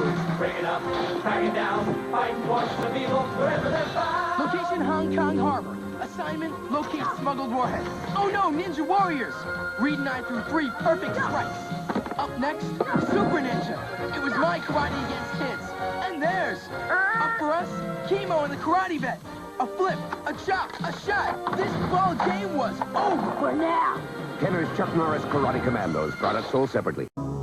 He has been taught the mystic arts of combat. That hurts me just looking at it. To prepare for the world's deadliest competition. You are not Japanese. I can do it. The Kumite, an international tournament of freestyle karate. This is the amazing true story of the first American to win the ultimate challenge. Bloodsport, rated R. Starts Friday at a theater near you. And we're back. Before I get into the cartoon that I watched, because we were kind of hyping that up a little bit before we went to break, we're going to get to the feedback that we've had on the past 2 couple of episodes that dropped while we were recording this. And this stems from our Spinner Rack Conan issue number 39 and our Wave 1 Vintage Cardback Art tier list episode. So I'll start here with the premiere chat of the cardback art. This comes from Gray Skull Cannon, not Gay Skull Cannon, Gray Skull Cannon. This is some of the greatest stuff about this property is that when you see these works of art on the back of the packages, it really does inspire the imagination. Fuck yeah, it does.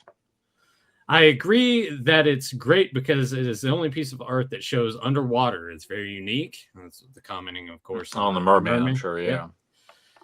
Have any of you seen Stratos with red wings? I've never seen a Stratos vintage or any form of Stratos with red wings on any of the other. I'm aware of it. I can't say I've seen it like in person, but I've seen lots of pictures of it. You know, I wasn't aware of it, I think, until I think it was the Lee's tour review. They had like a special where they just had pictures of every He-Man figure, and they had the variant of Stratos with blue wings and red wings. You know, which is just it's nothing, you know, of great significance. It's I don't think it's looked upon as like Grizzlor with the black face kind of thing. But just going back to that initial comment that Gray Skull Cannon left, yeah, inspires imagination. That's the fun stuff about it. It's like looking at clouds. Everyone's going to see something a little bit differently about it when they look at it and interpret it and tell their own story with it, and that's what makes that so much fun. And that's something too that most of the great figure lines of the 80s had, like, you know, they obviously had great packaging, but the card art illustration on the back was like just an extra punch.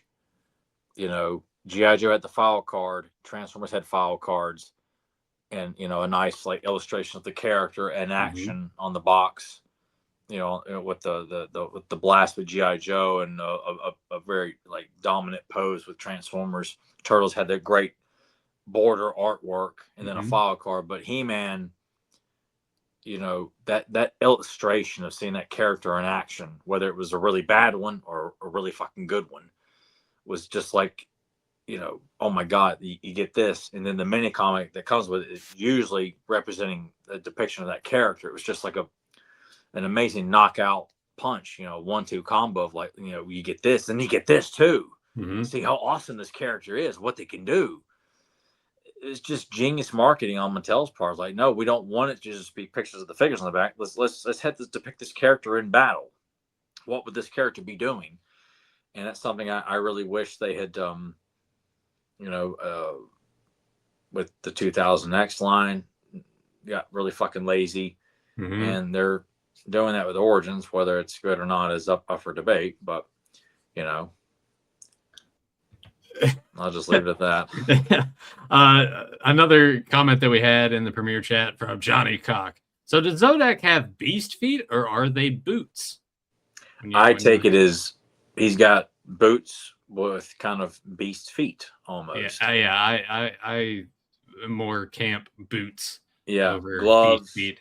Initially, even though he's got Skeletors on. I mean, look, the grand scheme of things, it's just a reuse of parts and just color to help surprise it. But I always look at the characters that he's got gloves, and then but it doesn't have to have gloves either. But he definitely has boots with abnormal looking feet. I just look at that like he's human like, but there are some, and that's what's so cool about He-Man. You got straight up humans, then you have human like characters. They human qualities, but they are drastically different. They're not part of the human race. They are of a different, otherworldly beings and things. And I just like that about Zodak. He is human like, but definitely has some, odd physical attributes with the beast feet. Look at Ninja too. He's a ninja, but he's got, kind of beast like feet. It just makes, he's a ninja from another galaxy and another solar system,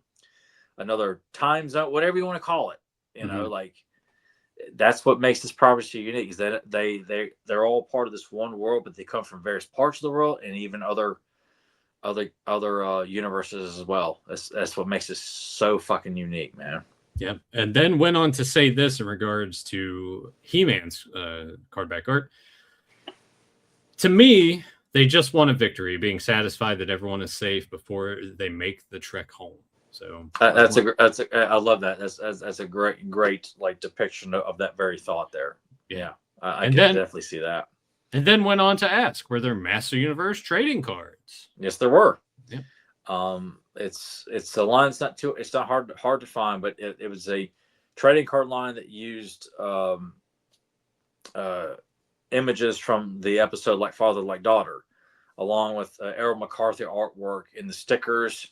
And I think like the base card, like the first card has like He-Man, like Errol McCarthy He-Man holding the axe like this. And then you collect the stickers and it would make a picture like a puzzle. I think it was like He-Man versus Beastman. I think the illustration of Beastman's card art, I think, is what the stickers would make. So there was a line you could collect. They even had it, and I remember getting this. If I could find an image of it real quick, just for the sake of this discussion here, there was like a multi-pack that you could get with trading cards. It was like you get individual packs, and then you had like this little plastic, like 3 set. If I could find a picture of it real quick, I could have you. Well, I mean, I'll put it on. I'll put it up there after. Okay, I'd like to be able to send it to you if I could find it, but we'll put it up there for the people to see. When you're watching this now, here's the image. You're watching this now, hopefully we can find this. But yes, there are trading cards. Yeah, and Topps really cool out, right? labels. And our buddy Tom Breisky made some at the last PowerCon, where he made T-shirts of the trading card labels of Skeletor, Tila, Orko, and He-Man. The Topps was the company that put them out. Yeah, Topps right? put them out. Yep. Okay. Yep. Yeah. I remember, because I can think of like the packaging to them. It's like having He-Man there. It's like yellow, got the Master Universe logo, and then you got that old school Topps logo. Yeah, on there. I only had. I think I got them one time as a child. I didn't see them a bunch. It was like a little convenience store in Blacksburg, and I just remember that was the only time I ever got them. It was just that one time. Oh my God, there's trading cards. You have them all. Do you have a complete set now? I'm pretty sure. Yeah, I don't think I'm missing any, because I bought a complete set many years ago. Yeah. In that regard, though, it's a little underwhelming that we're just taking images from episodes of Filmation. Sure, you get the Errol McCarthy. You get that, I guess, because it's from the episode Like Father, Like Daughter, which is just an average episode. It's nothing great. I feel like you could have done profile cards like Skeletor, Trapjaw, Manny Faces, and then reference to House Chakotay, Dragon's Gift, Evelyn's Plot, Diamond Ray Disappearance, like, and encourage you to like, okay, I got a trading card that says, okay, this action sequence happened in Song of Solace. You've got He-Man, Lizardman, and Battlecat and Orko taking on the orcs. Okay, to see this, look for the episode Song of Solace, on syndication or something like that. You could have done so much more with it, I think. Yeah, there's way more potential for a trading card set with Master Universe. And then there's the Wonder Bread cards as well too, which is L. McCarthy's style guide artwork. Which those look cool too, with like a little bit of a small bio on the back, I think. Yeah. So you have a couple of options, but still they could have done a whole lot more. Absolutely. Yeah. This was all the comments left on here. Grayskull Cannon popped back in to leave a comment saying, my first introduction to Zodak was in the DC Comics To Tempt the Gods in 1982. I think for me it was the Sword of Skeletor Golden Book, and then actual seeing the Golden Book VHS of that same story was where and even then I still couldn't understand what he was, what his purpose was, if he was a good guy or a bad guy, because I can't read. I just see this guy show up and zap He-Man and a Grayskull. So I'm like, I'm not quite sure what he is at that moment. It took me a little bit longer, in that early stage of childhood. Okay, no, he's a cosmic enforcer. He's neutral. He's trying to help He-Man. And he was on my I seem to recall he's on my bed sheets. I had a He-Man bed sheet set too. And he's on the bed sheets. So I just didn't know what to make of him initially in my early days of He-Man. Confusing to say the least. Drawing by hand gave out ratings. So in addition to He-Man, Beastman, and Skeletor all being masterpiece, Drawing by Hand also threw out the masterpiece for Man-at-Arms, Teela, and Merman. And said great card backs. So love ratings. Yeah, it's awesome that you thought all of those were masterpieces. Fedmon, when you do the new adventures tier list and like the action figures, are you going to include the figures from Stallone's Demolition Man as well? A lot of the figures in that movie toy line reused the new adventure molds, including the Bola Jet and the Police Black and White. So it's like, for funsies, you probably toss them in there as an addition. Because Visor got reused for Simon Phoenix, and He-Man got reused for Stallone. Yeah. I mean, shit, you may as well. If you got the mold, like, why not cheap out and do it that way? Which, I think you just look at the Visor figure and it's like, we'll just color his hair blonde. That's Simon Phoenix. Here's Wesley Snipes.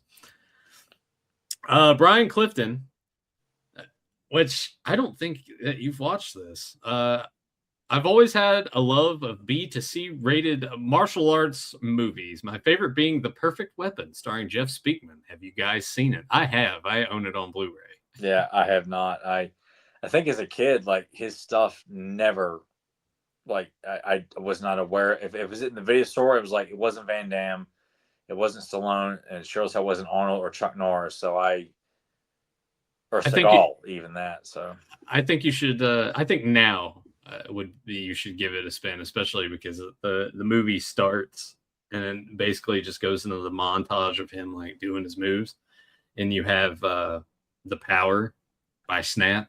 Yeah. So it's just like that pretty much the entirety of that song plays. And it's just him like doing his moves, just training and letting you know he's a badass and all that. Yeah. So it's been a long time since I've watched it because I blind bought the Blu-ray. It's been over 10 years, easy. It's probably like 2012, 2013. Okay, it's been a while then. It's been a long time, but I do remember enjoying it quite a bit and just being like, this is like good, bad movie. And I just love that time period anyway, of just seeing the success of Van Damme and then Steven Seagal. And it's like, here come these other guys that are gonna it definitely do the felt same like stuff. The clubhouse of alpha males was getting a bit bigger, but it was still a finite amount of guys. Like, no, these are your guys. So Snipes, Seagal, and Van Damme come along to join Schwarzenegger, Stallone, and Chuck Norris. you know, and you got Yeah. Dolph in there too, doing his share of stuff too. So, but Jeff, I don't remember. I couldn't tell you when I actually heard about the guy because I never knew anybody ever mentioned his movies. Never saw him on TV, and I saw a lot of straight to video action movies in the video stores. But like, if it wasn't the guys I mentioned, I didn't give a fuck. I was Yeah. like, oh, that looks stupid. That looks lame. I was the same way back then, but now it's like, oh, Don the Dragon Wilson's in this. All right, sign me up. I'll watch it. These following comments come from the Spinner Rack. Conan number 39. So this first one here, Gary Buchanan, Spinner Rack Attack. We rewatched Conan the Destroyer the other night. Looked great on an old LG. I was like, yeah, Conan the Destroyer is definitely vastly underappreciated. It's not perfect by any means, right?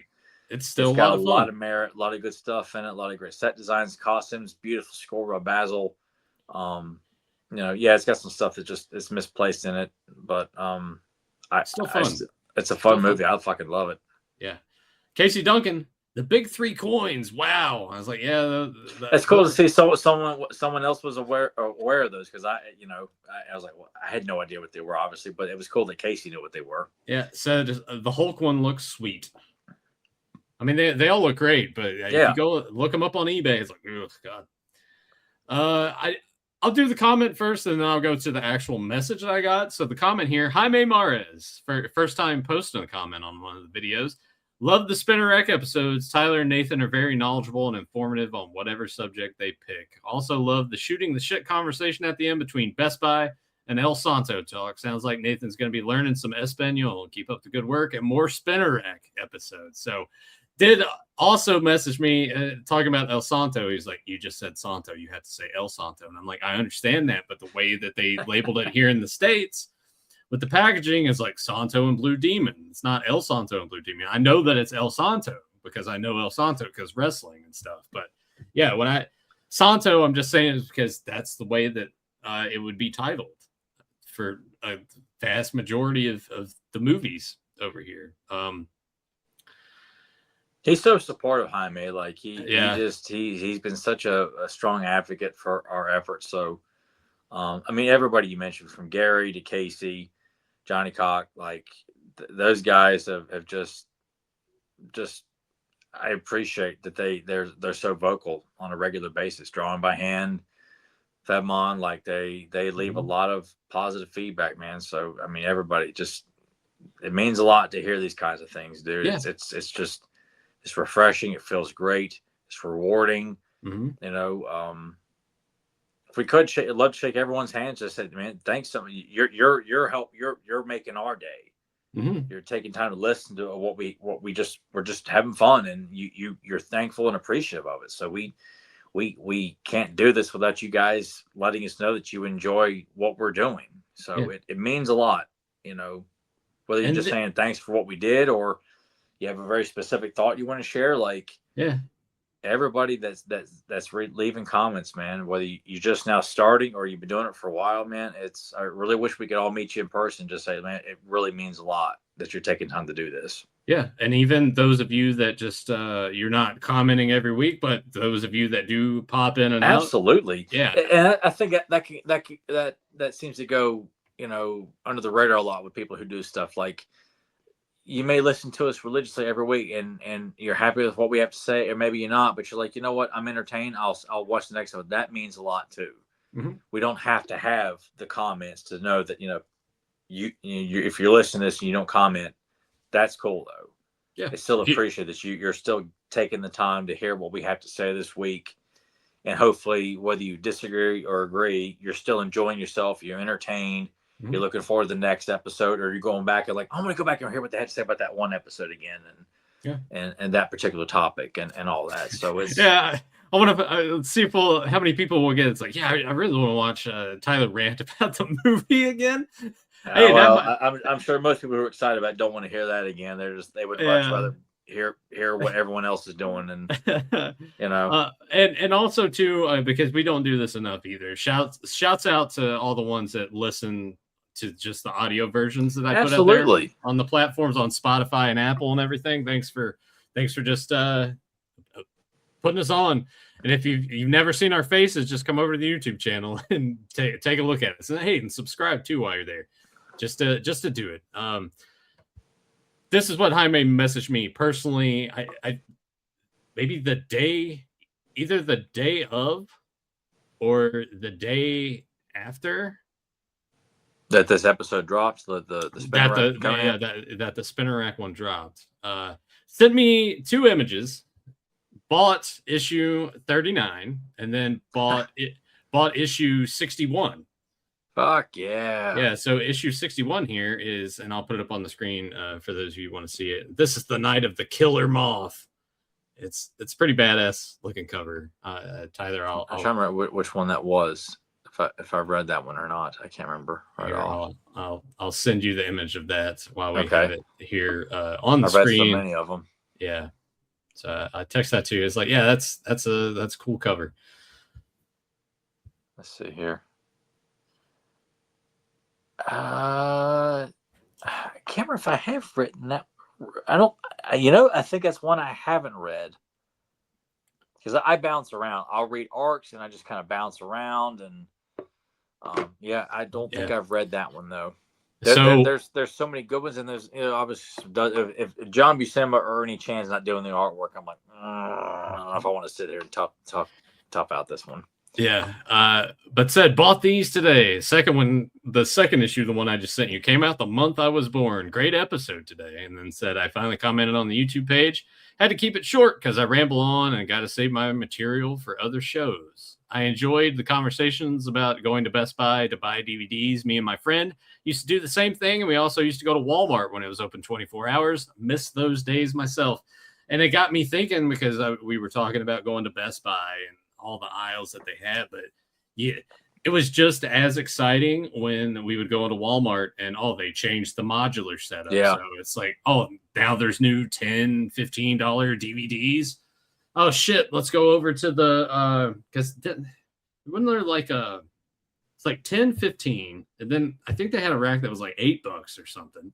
Yeah, of course they have like those they weren't like they weren't stack bases, but they were like these square bases, like with four sides with $8 DVDs on them. Yeah, which were like they weren't quite the bargain bin of $5, but they were just above it, but still like cheap enough. Yeah, cheap enough. You feel like you can get 2 of these for under $20. Like, hey, that's good. And with especially the ones with like special features on it you haven't picked up yet or something like that. God, I remember one time specifically, you and I didn't go, this wasn't a hunt that either of us did, but it was the year after we graduated. I went to the football game still because I had friends that were still in school. They hadn't graduated yet. So I went and hung out with them. And then afterwards, I went to Walmart and they changed the modular setup. And they had 13th Warrior on there. Yeah. I was like, I do not own this. So, and the price had dropped too because I think it was on the $15 one, but yeah, it was just exciting times because when you would go in and see that most of the movies were gone, they hadn't put up the new tickets up there yet. You're just like, what's going to be here that I don't own that I'm going to have to buy because Tyler's downsized his collection quite a bit over the years. Multiple times over the years. Nathan's pretty much kept his just mostly. Yeah. I mean, I've gotten rid of some stuff, but God, I got a shitload of DVDs and probably some I need to just go through again. But I already have this on Blu-ray or whatever. I need to just get rid of it. But a lot of it, much like you, is just the sentimental value of it. There's still like a couple of snap cases. Ones like Batman snap case. I got Army of Darkness and Jaws were like the 3 of the first 4 DVDs I ever got.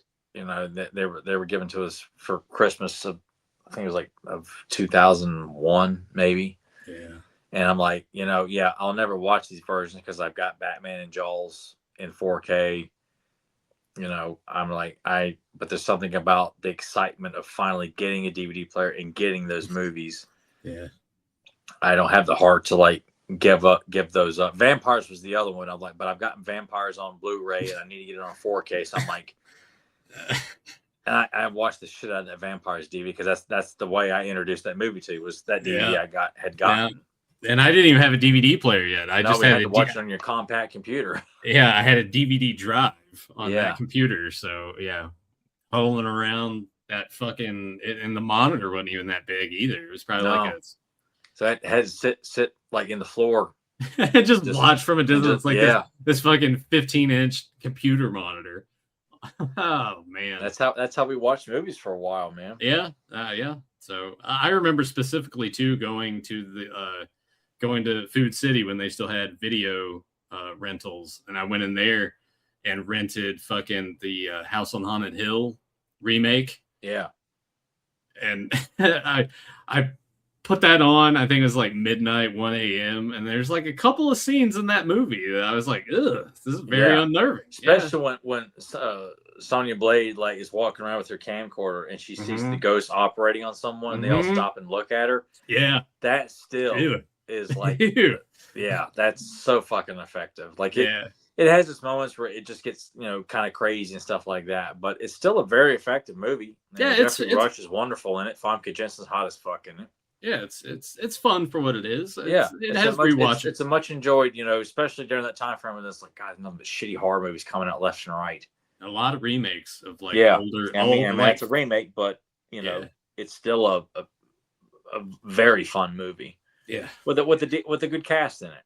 Yeah, it's solid. I need to. That's one I should think about revisiting come Halloween. I think the last time I watched, which it's been years, but I remember one night in particular, it was late at night, and when that sequence where Bridget Wilson is watching, and I'm just sitting there in my bed, like watch, like, yeah, it's just pretty fucking creepy watching this late at night right now. I don't think I made it much too long. I was like, I gotta go to bed now. Yeah, if I can find the clip, I'll clip it in here right now so you guys can be terrified too. If you haven't seen it, like just look it up on YouTube and like that's the most effective sequence in that movie was that. Yeah.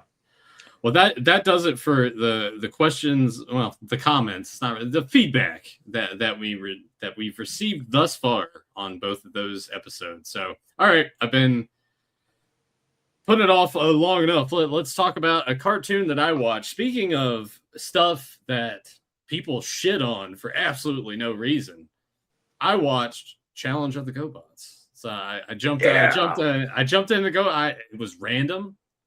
I was just like, I'm gonna just watch GoBots. It's on Tubi, so if you guys want to go watch that, highly suggest going to Tubi.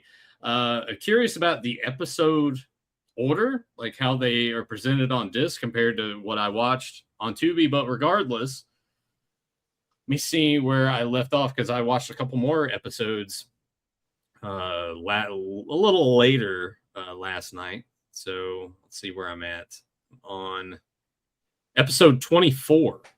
So I watched 23 episodes of GoBots, and I don't understand the hate. The whole thing is just, well, it's not Transformers. Like, I don't care. Well, you might as well say, oh, Thundercats. Well, that's not He-Man. Yeah, that's the point. Yeah. Like, you're telling me you don't have room for another Sword and Sorcery show? There's no room for another, transforming robot show? Mm-hmm. That, when you think about it, GoBots predated, beat Transformers to air and to the toy shelves. Now, granted, it's sure, like, toy-wise, Transformers more intricate, bigger. But I can actually transform the fucking GoBots. I cannot do that with Transformers. I need to have, 5-year-olds with a fucking PhD to show me how to transform, fucking Starscream. Yeah. But I love it. I almost, I don't want to say obsessed with it, but I guess I kind of am if I watch 20. I'm like, dude, I'm when you're texting, oh, I just watched another episode. Oh, I like this character. Like, see, I wish our old friend Wiley Walt was here because he's a big GoBots fan. He's the only person I can think of right now off the top of my head. I don't know of anybody else who genuinely likes the GoBots. Yeah. And I know there are people out there who do like it. I just don't. I'm not able to converse. Yeah. With just many who do. The general perception, or people are just like, oh, it's not Transformers. It's not called Transformers. Like, no, fuck you, man. Like, or I guess they make fun of the animation because it's Hanna-Barbera. And I'm like, no, this stuff's great. I fucking love the animation. Hanna-Barbera did a fucking phenomenal job. Well, with everything they did. They were a wonderful animation studio. I mean, God, I mean, they gave you some of the most tentpole cartoons ever made, you know, and then they gave you some action adventure ones. You know, GoBots is one of them, Goltar. Yeah. You know, they did some amazing shows, and I love all the voice work on GoBots. You know, the voice work is amazing on that show, dude. Yeah.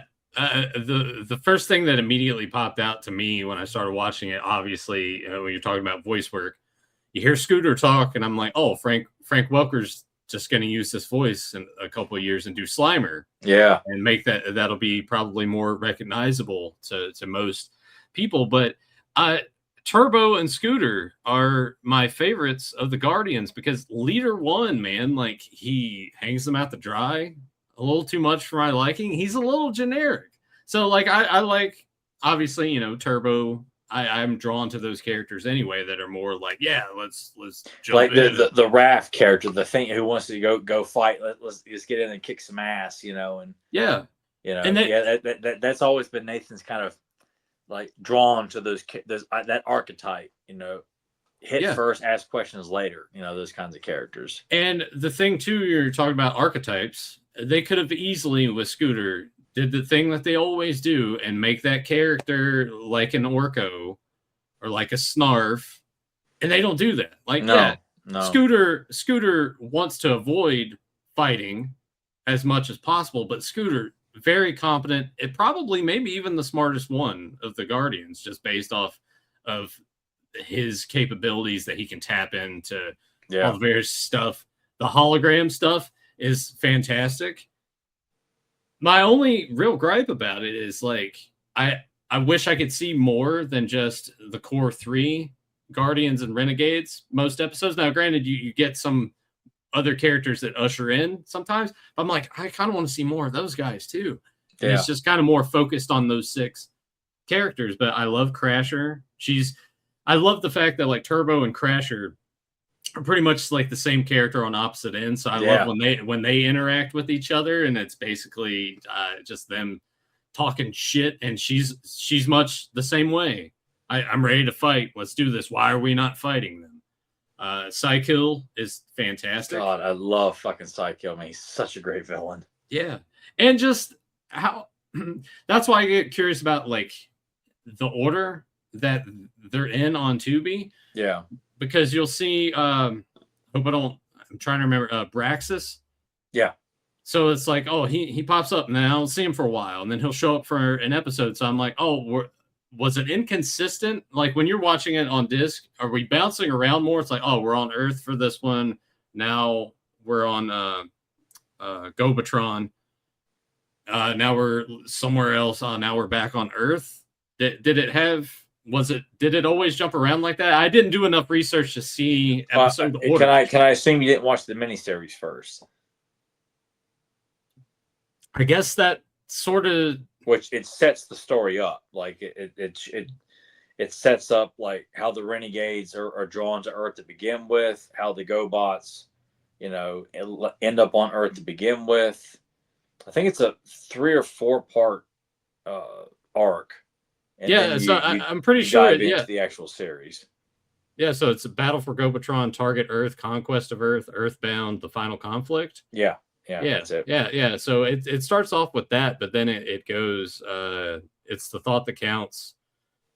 Where Psycho reprograms Scooter, making him into a suicide bomber. It's like there's so many episodes in this that it's Psycho is going like, okay, this scientist invented this. Let's trick him into doing this stuff for us. And there's one where I can't remember the episode title. Let me see if I can find it real quick. But it's like AJ decides to take a vacation. She's going to go visit like her aunt and uncle. And when she gets there, it turns out that the Renegades have taken the children away from the parents and put the children essentially like in their own little prison, and they're making all of the adults basically work for them and they're holding the kids hostage over their heads. It's like, no, you got to do this stuff for us, and then maybe you'll get to see your kids. I'm like, this is like some really fucked up stuff. The villains are villains, man. They're Yeah. not to be, taken lightly at all. That's what I like about the show. Like Psycho and the Renegades are assholes. Like they're not played for laughs. They're not made fun of. They're a legitimate threat. And another great thing about the show is the humans are written so well. They're not written as like these obnoxious like human stereotypes that are just you're that archetype, and you're the goofball, and yeah, like Matt's always like, hey, we gotta jump in, and Nick's always usually there with Scooter most of the time. Yeah, they're pretty tight, and I like AJ. AJ is written consistently well all the time, and they're not overly used either. There's plenty of episodes where humans aren't really involved at all. There's one that I watched not too long ago. Maybe it was yesterday or maybe it was Thursday. Forced Alliance. So there's one where like they are fighting with each other. The episode starts out where they're fighting in the what are their the craft names? Their bases essentially. Yeah, I'm drawing. But they're two. Please forgive us both. Their two ships are fighting each other. Yes. At the beginning of the episode, and then they crash land on this planet, and they have to work together to defeat these metal-eating spiders. So I'm like, yeah, this is a lot of fun. So obviously, I think it's one of them I have watched. That premise sounds very familiar. And then there was the one, Tyler, that I recommended to you. I don't know if you watched it. I didn't get around to watching it, which I even told myself I need to get around and watch that today. And of course, I got sidetracked, so I have not watched the Greek mythology referenced episode. Yeah, Terror in Atlantis. So there's an archaeologist, and his whole thing, he's found Atlantis, and he's taking everyone there. It's like, we got to get this stuff.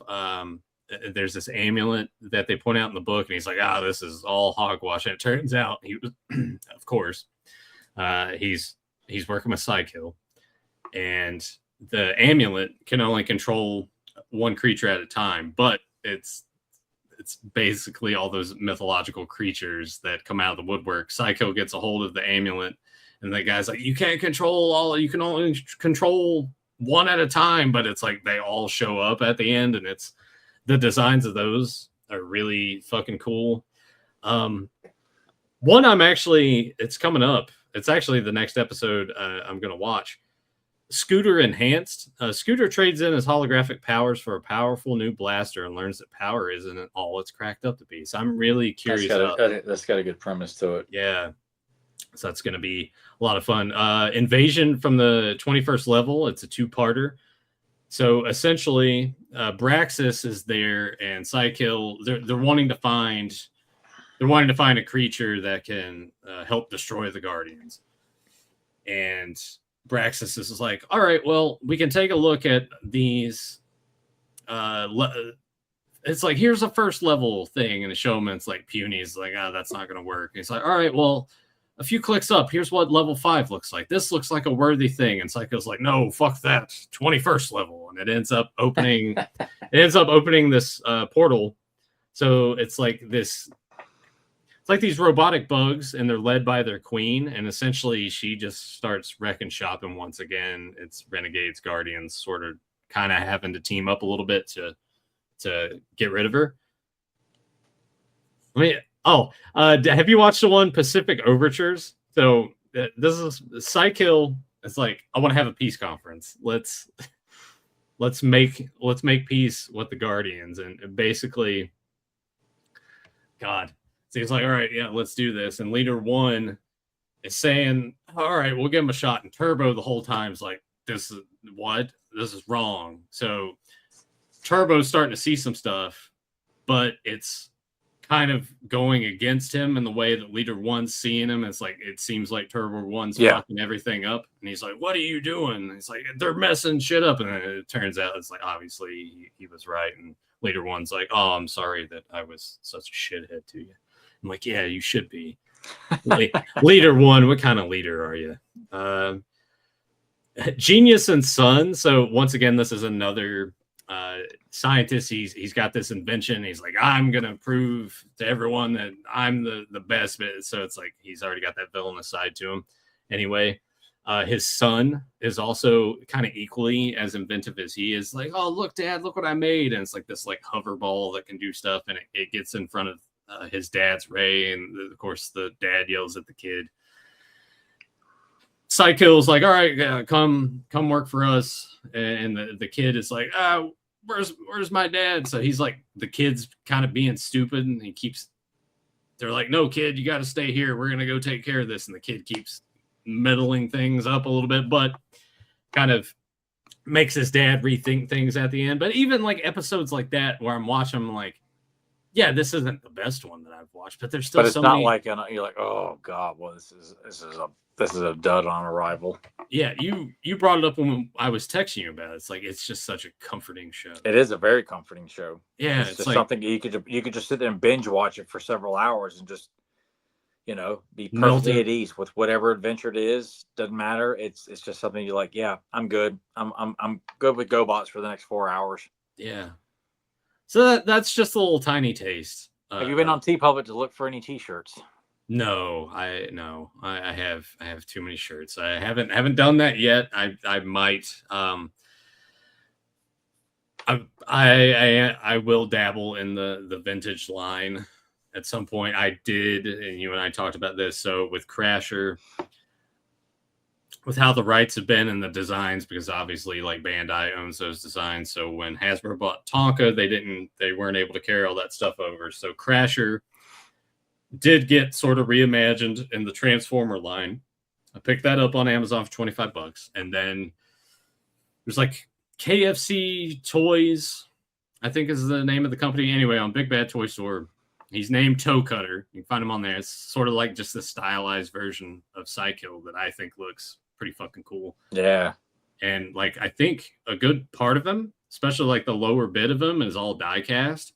So he's going to have some weight to him. And I can't wait. That stuff will probably sit here at the desk, but I'll jump into the vintage line. But most of it, I think, is going to be me trying to find the shit in the wild, because some of the eBay prices and then like the condition that they're in, because it is Tonka toys. So kids were taking these and smashing them together. I often feel like I saw, if I don't recall ever seeing GoBots in the wild much at flea markets and toy shops, stuff like that. I feel like I see Transformers, but GoBots was so few and far between if I ever saw them at all, to be honest. Yeah. But I'm going to take a chance and see if I can discover any. You check out more of the shops today than I do. So yeah, you might get lucky and find yourself a scooter for like $10.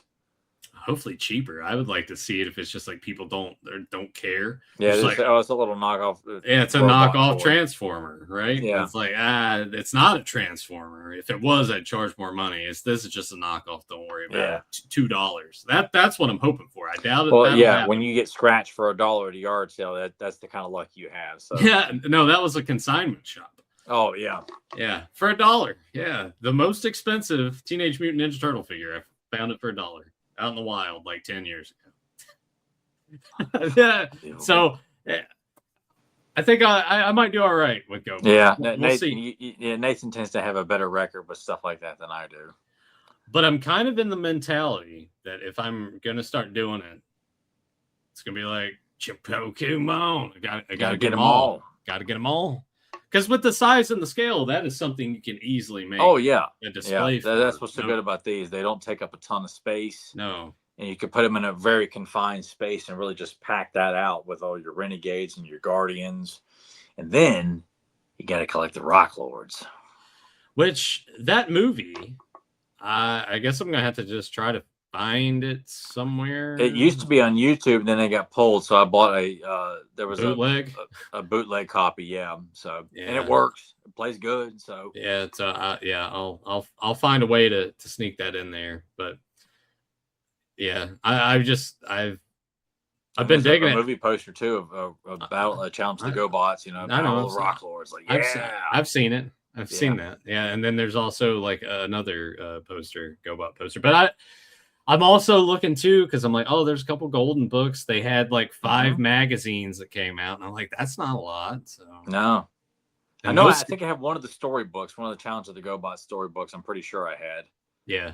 And there's a Rock Lords coloring book. I remember seeing that. I don't know, man. I this might be my thing. Maybe. I hope it is, dude. I want to see more celebration for GoBots and hopefully Rock Lords at one point. I found the episode Ultra Zod. So that's what it is. Like, the Renegades hold the town's children hostage to force the adults to build a giant Ultra Zod, which will conquer Earth and then go patrol. I was like, that's so. Yeah, the Renegades are assholes, man. They're not playing ever. They are. Yeah, taking kids hostage, making the parents build. Which Zod looks great. So you see Zod there. I think is it in the miniseries or it might be like he's in the miniseries. Yeah. Yeah. I'm like, yeah, Zod looks really cool. So Ultra Zod's pretty badass. One, trying to remember the name. It doesn't talk. It's basically sort of like animalistic on the Renegade side, and it sort of like pops up as I can't. Oh yeah. I can't remember the name of it. I'm drawing a blank here too at the moment. Scorp looks really badass. Yeah.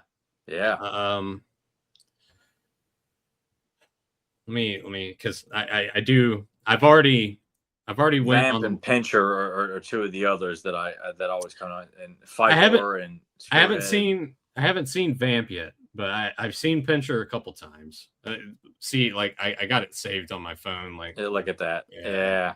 That way, like as I'm starting to go, if it's like characters I haven't seen in the show, because obviously there's got to be some here that don't show up at all. Of course, I've got to show some love to Cop Tour. Like he's he's great. Like especially trying to get him complete. That's one you're gonna have a hard time. Yeah. Because if he doesn't come with that propeller blade, man, like he ain't Copter. Like you have to have him complete. Oh yeah, I know. But I love in the cartoon how he takes it and he's just like holding it and it's whirling around. Yeah. Buggy Man is fun. I just saw recently. Who was it? Oh, Smallfoot's great too. Yeah. Once again, another character they could have easily gone the Scooter route and just made it like that. Kind of wimpy, like you suck. Yeah. But more than not the case at all, man. Yeah, more than capable. Pathfinder, like Pathfinder. Shit. As I'm sitting here trying to find everybody.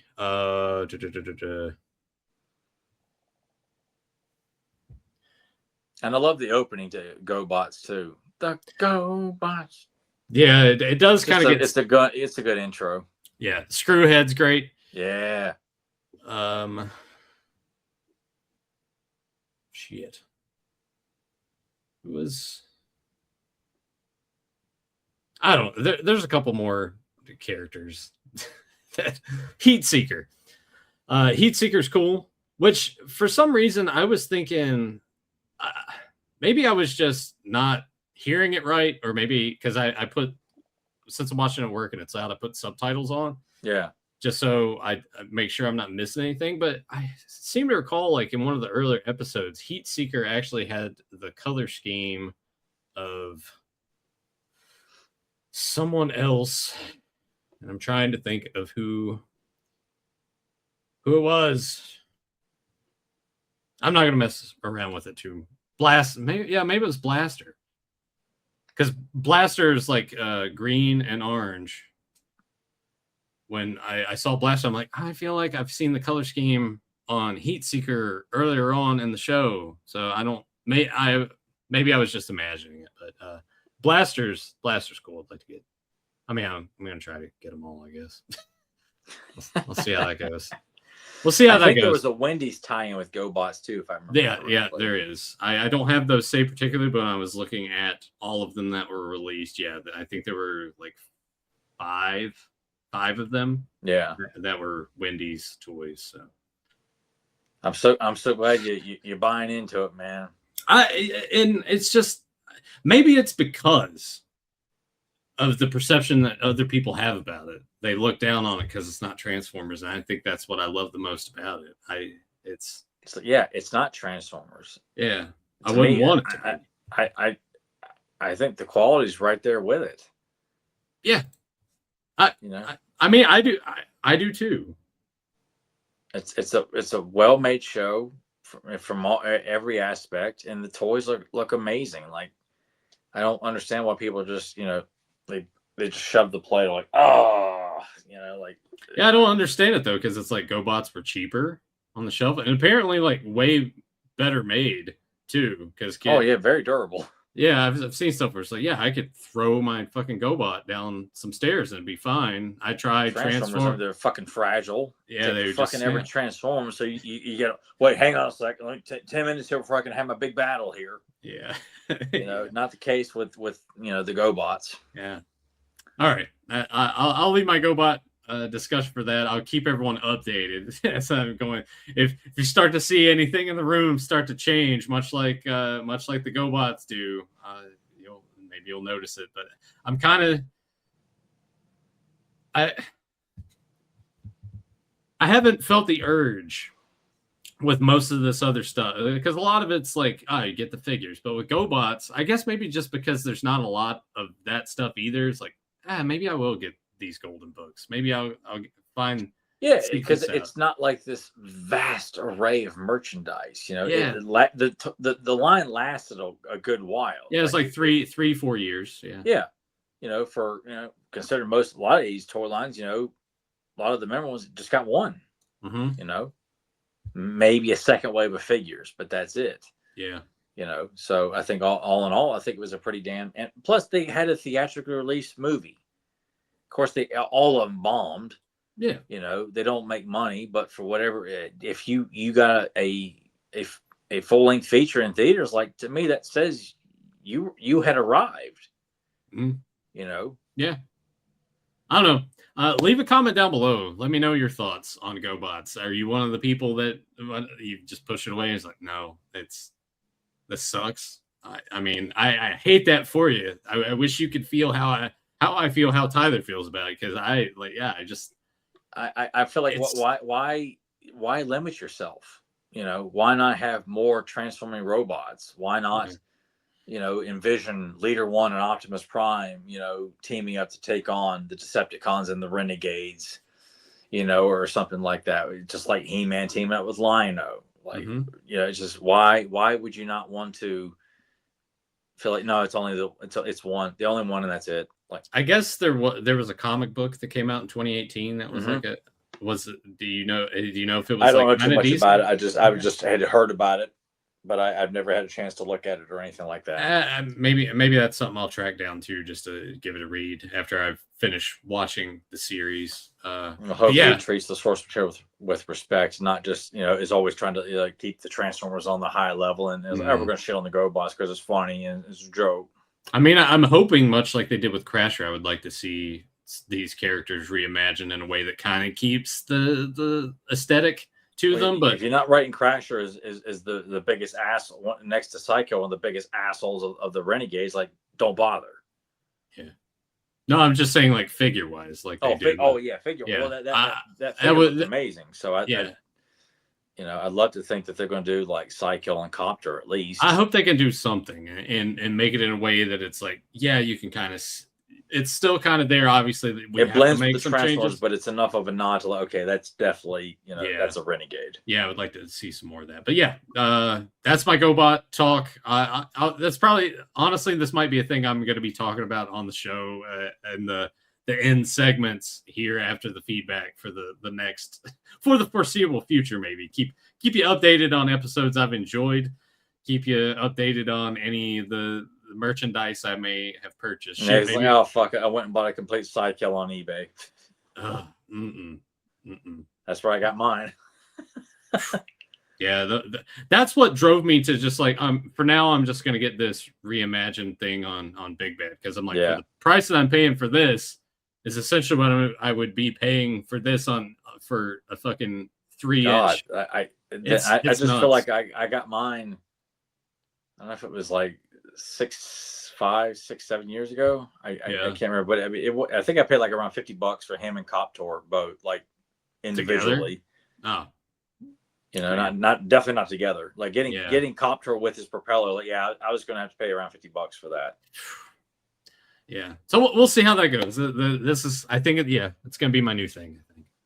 I think we'll just change the name of this show. It's going to be a GoBots podcast. Master GoBot Cat. Master GoBot Cast or something. Something along those lines. But I hope everyone enjoyed this episode. If you haven't done so already, make sure you hit that like button, subscribe, leave a comment down below so we can read it off on future episodes. And until later, let the power return. Somebody blows their nose and you want to keep it. I'd like to analyze it. Oh God. All right, give me another one. You're right. No human being would stack books like this. Ghostbusters? Yep. Yeah. The first one I was like, I think so, but just give me another so I'm sure. James was probably like ready to strangle me. He's like, bloody hell, mate. I'm gonna strangle you when I see you again. It's like when you botch the Rocky quotes. Yeah. What are you doing, man? Imagine when Nathan puts on any of these movies, he just falls asleep during all of it. Like, I watched Ghostbusters last night. Oh, that's great. What was your favorite part? You pull a Carrie Von Erich. Yeah. Oh man. Yeah. I can't believe. Hey, I got it that fast too. Usually I kind of like, let me think a little more on this one. Well, and I thought, like, he may not get this one at all. I might not. Yeah, there's always that chance. Yeah. It was either I was going to go Ghostbusters 1 or 2. I had a quote for Ghostbusters 2. I was like, I'll go with the first one I had in mind. Well, what was the quote you had for Ghostbusters 2? I was going to say, on the mountain of skulls and the castle of pain, I sat on a throne of blood. Yeah, I wouldn't have got that. You're honest about it. No, there's no way I would have got that. I would have been like, huh? What was that from? Is that Honey, I Shrunk the Kids? Hey, Honey, I Shrunk the Kids is a great movie. No, I'm because they came out the same year as Ghostbusters 2 is why I referenced. Yeah, no. I'm just. No, it is. But I you mentioning that. Andy die. The ant. I don't want to watch that die. That bastard scorpion in that movie. I mean, you gotta. I don't want to see little Andy die. I don't want to see it. We're not doing this. I'm not doing this right now. I almost threw up. Real hard worker. Yeah. It was a grunty. Just grunty style. F it. You see Jerry Briscoe from the backside. I need to watch the clip with Warrior and those emo kids again. Oh, yeah. Like you're shitting over a hole. Yeah. So good. It's honestly probably the best thing Warrior ever did. I'll say Warrior brought some joy to the world in post wrestling career for sure, whether he meant to or not. yeah, some stuff though. Yeah, seek that out for yourselves. But thank you for watching. Thanks for your time. Oh, buddy, are you okay? I'm not that far from dragging you out of the cart and beating you into dust. You should work up to that. Kind of leaves you nowhere to go. I can go to your mama's and start a small fire in her panties.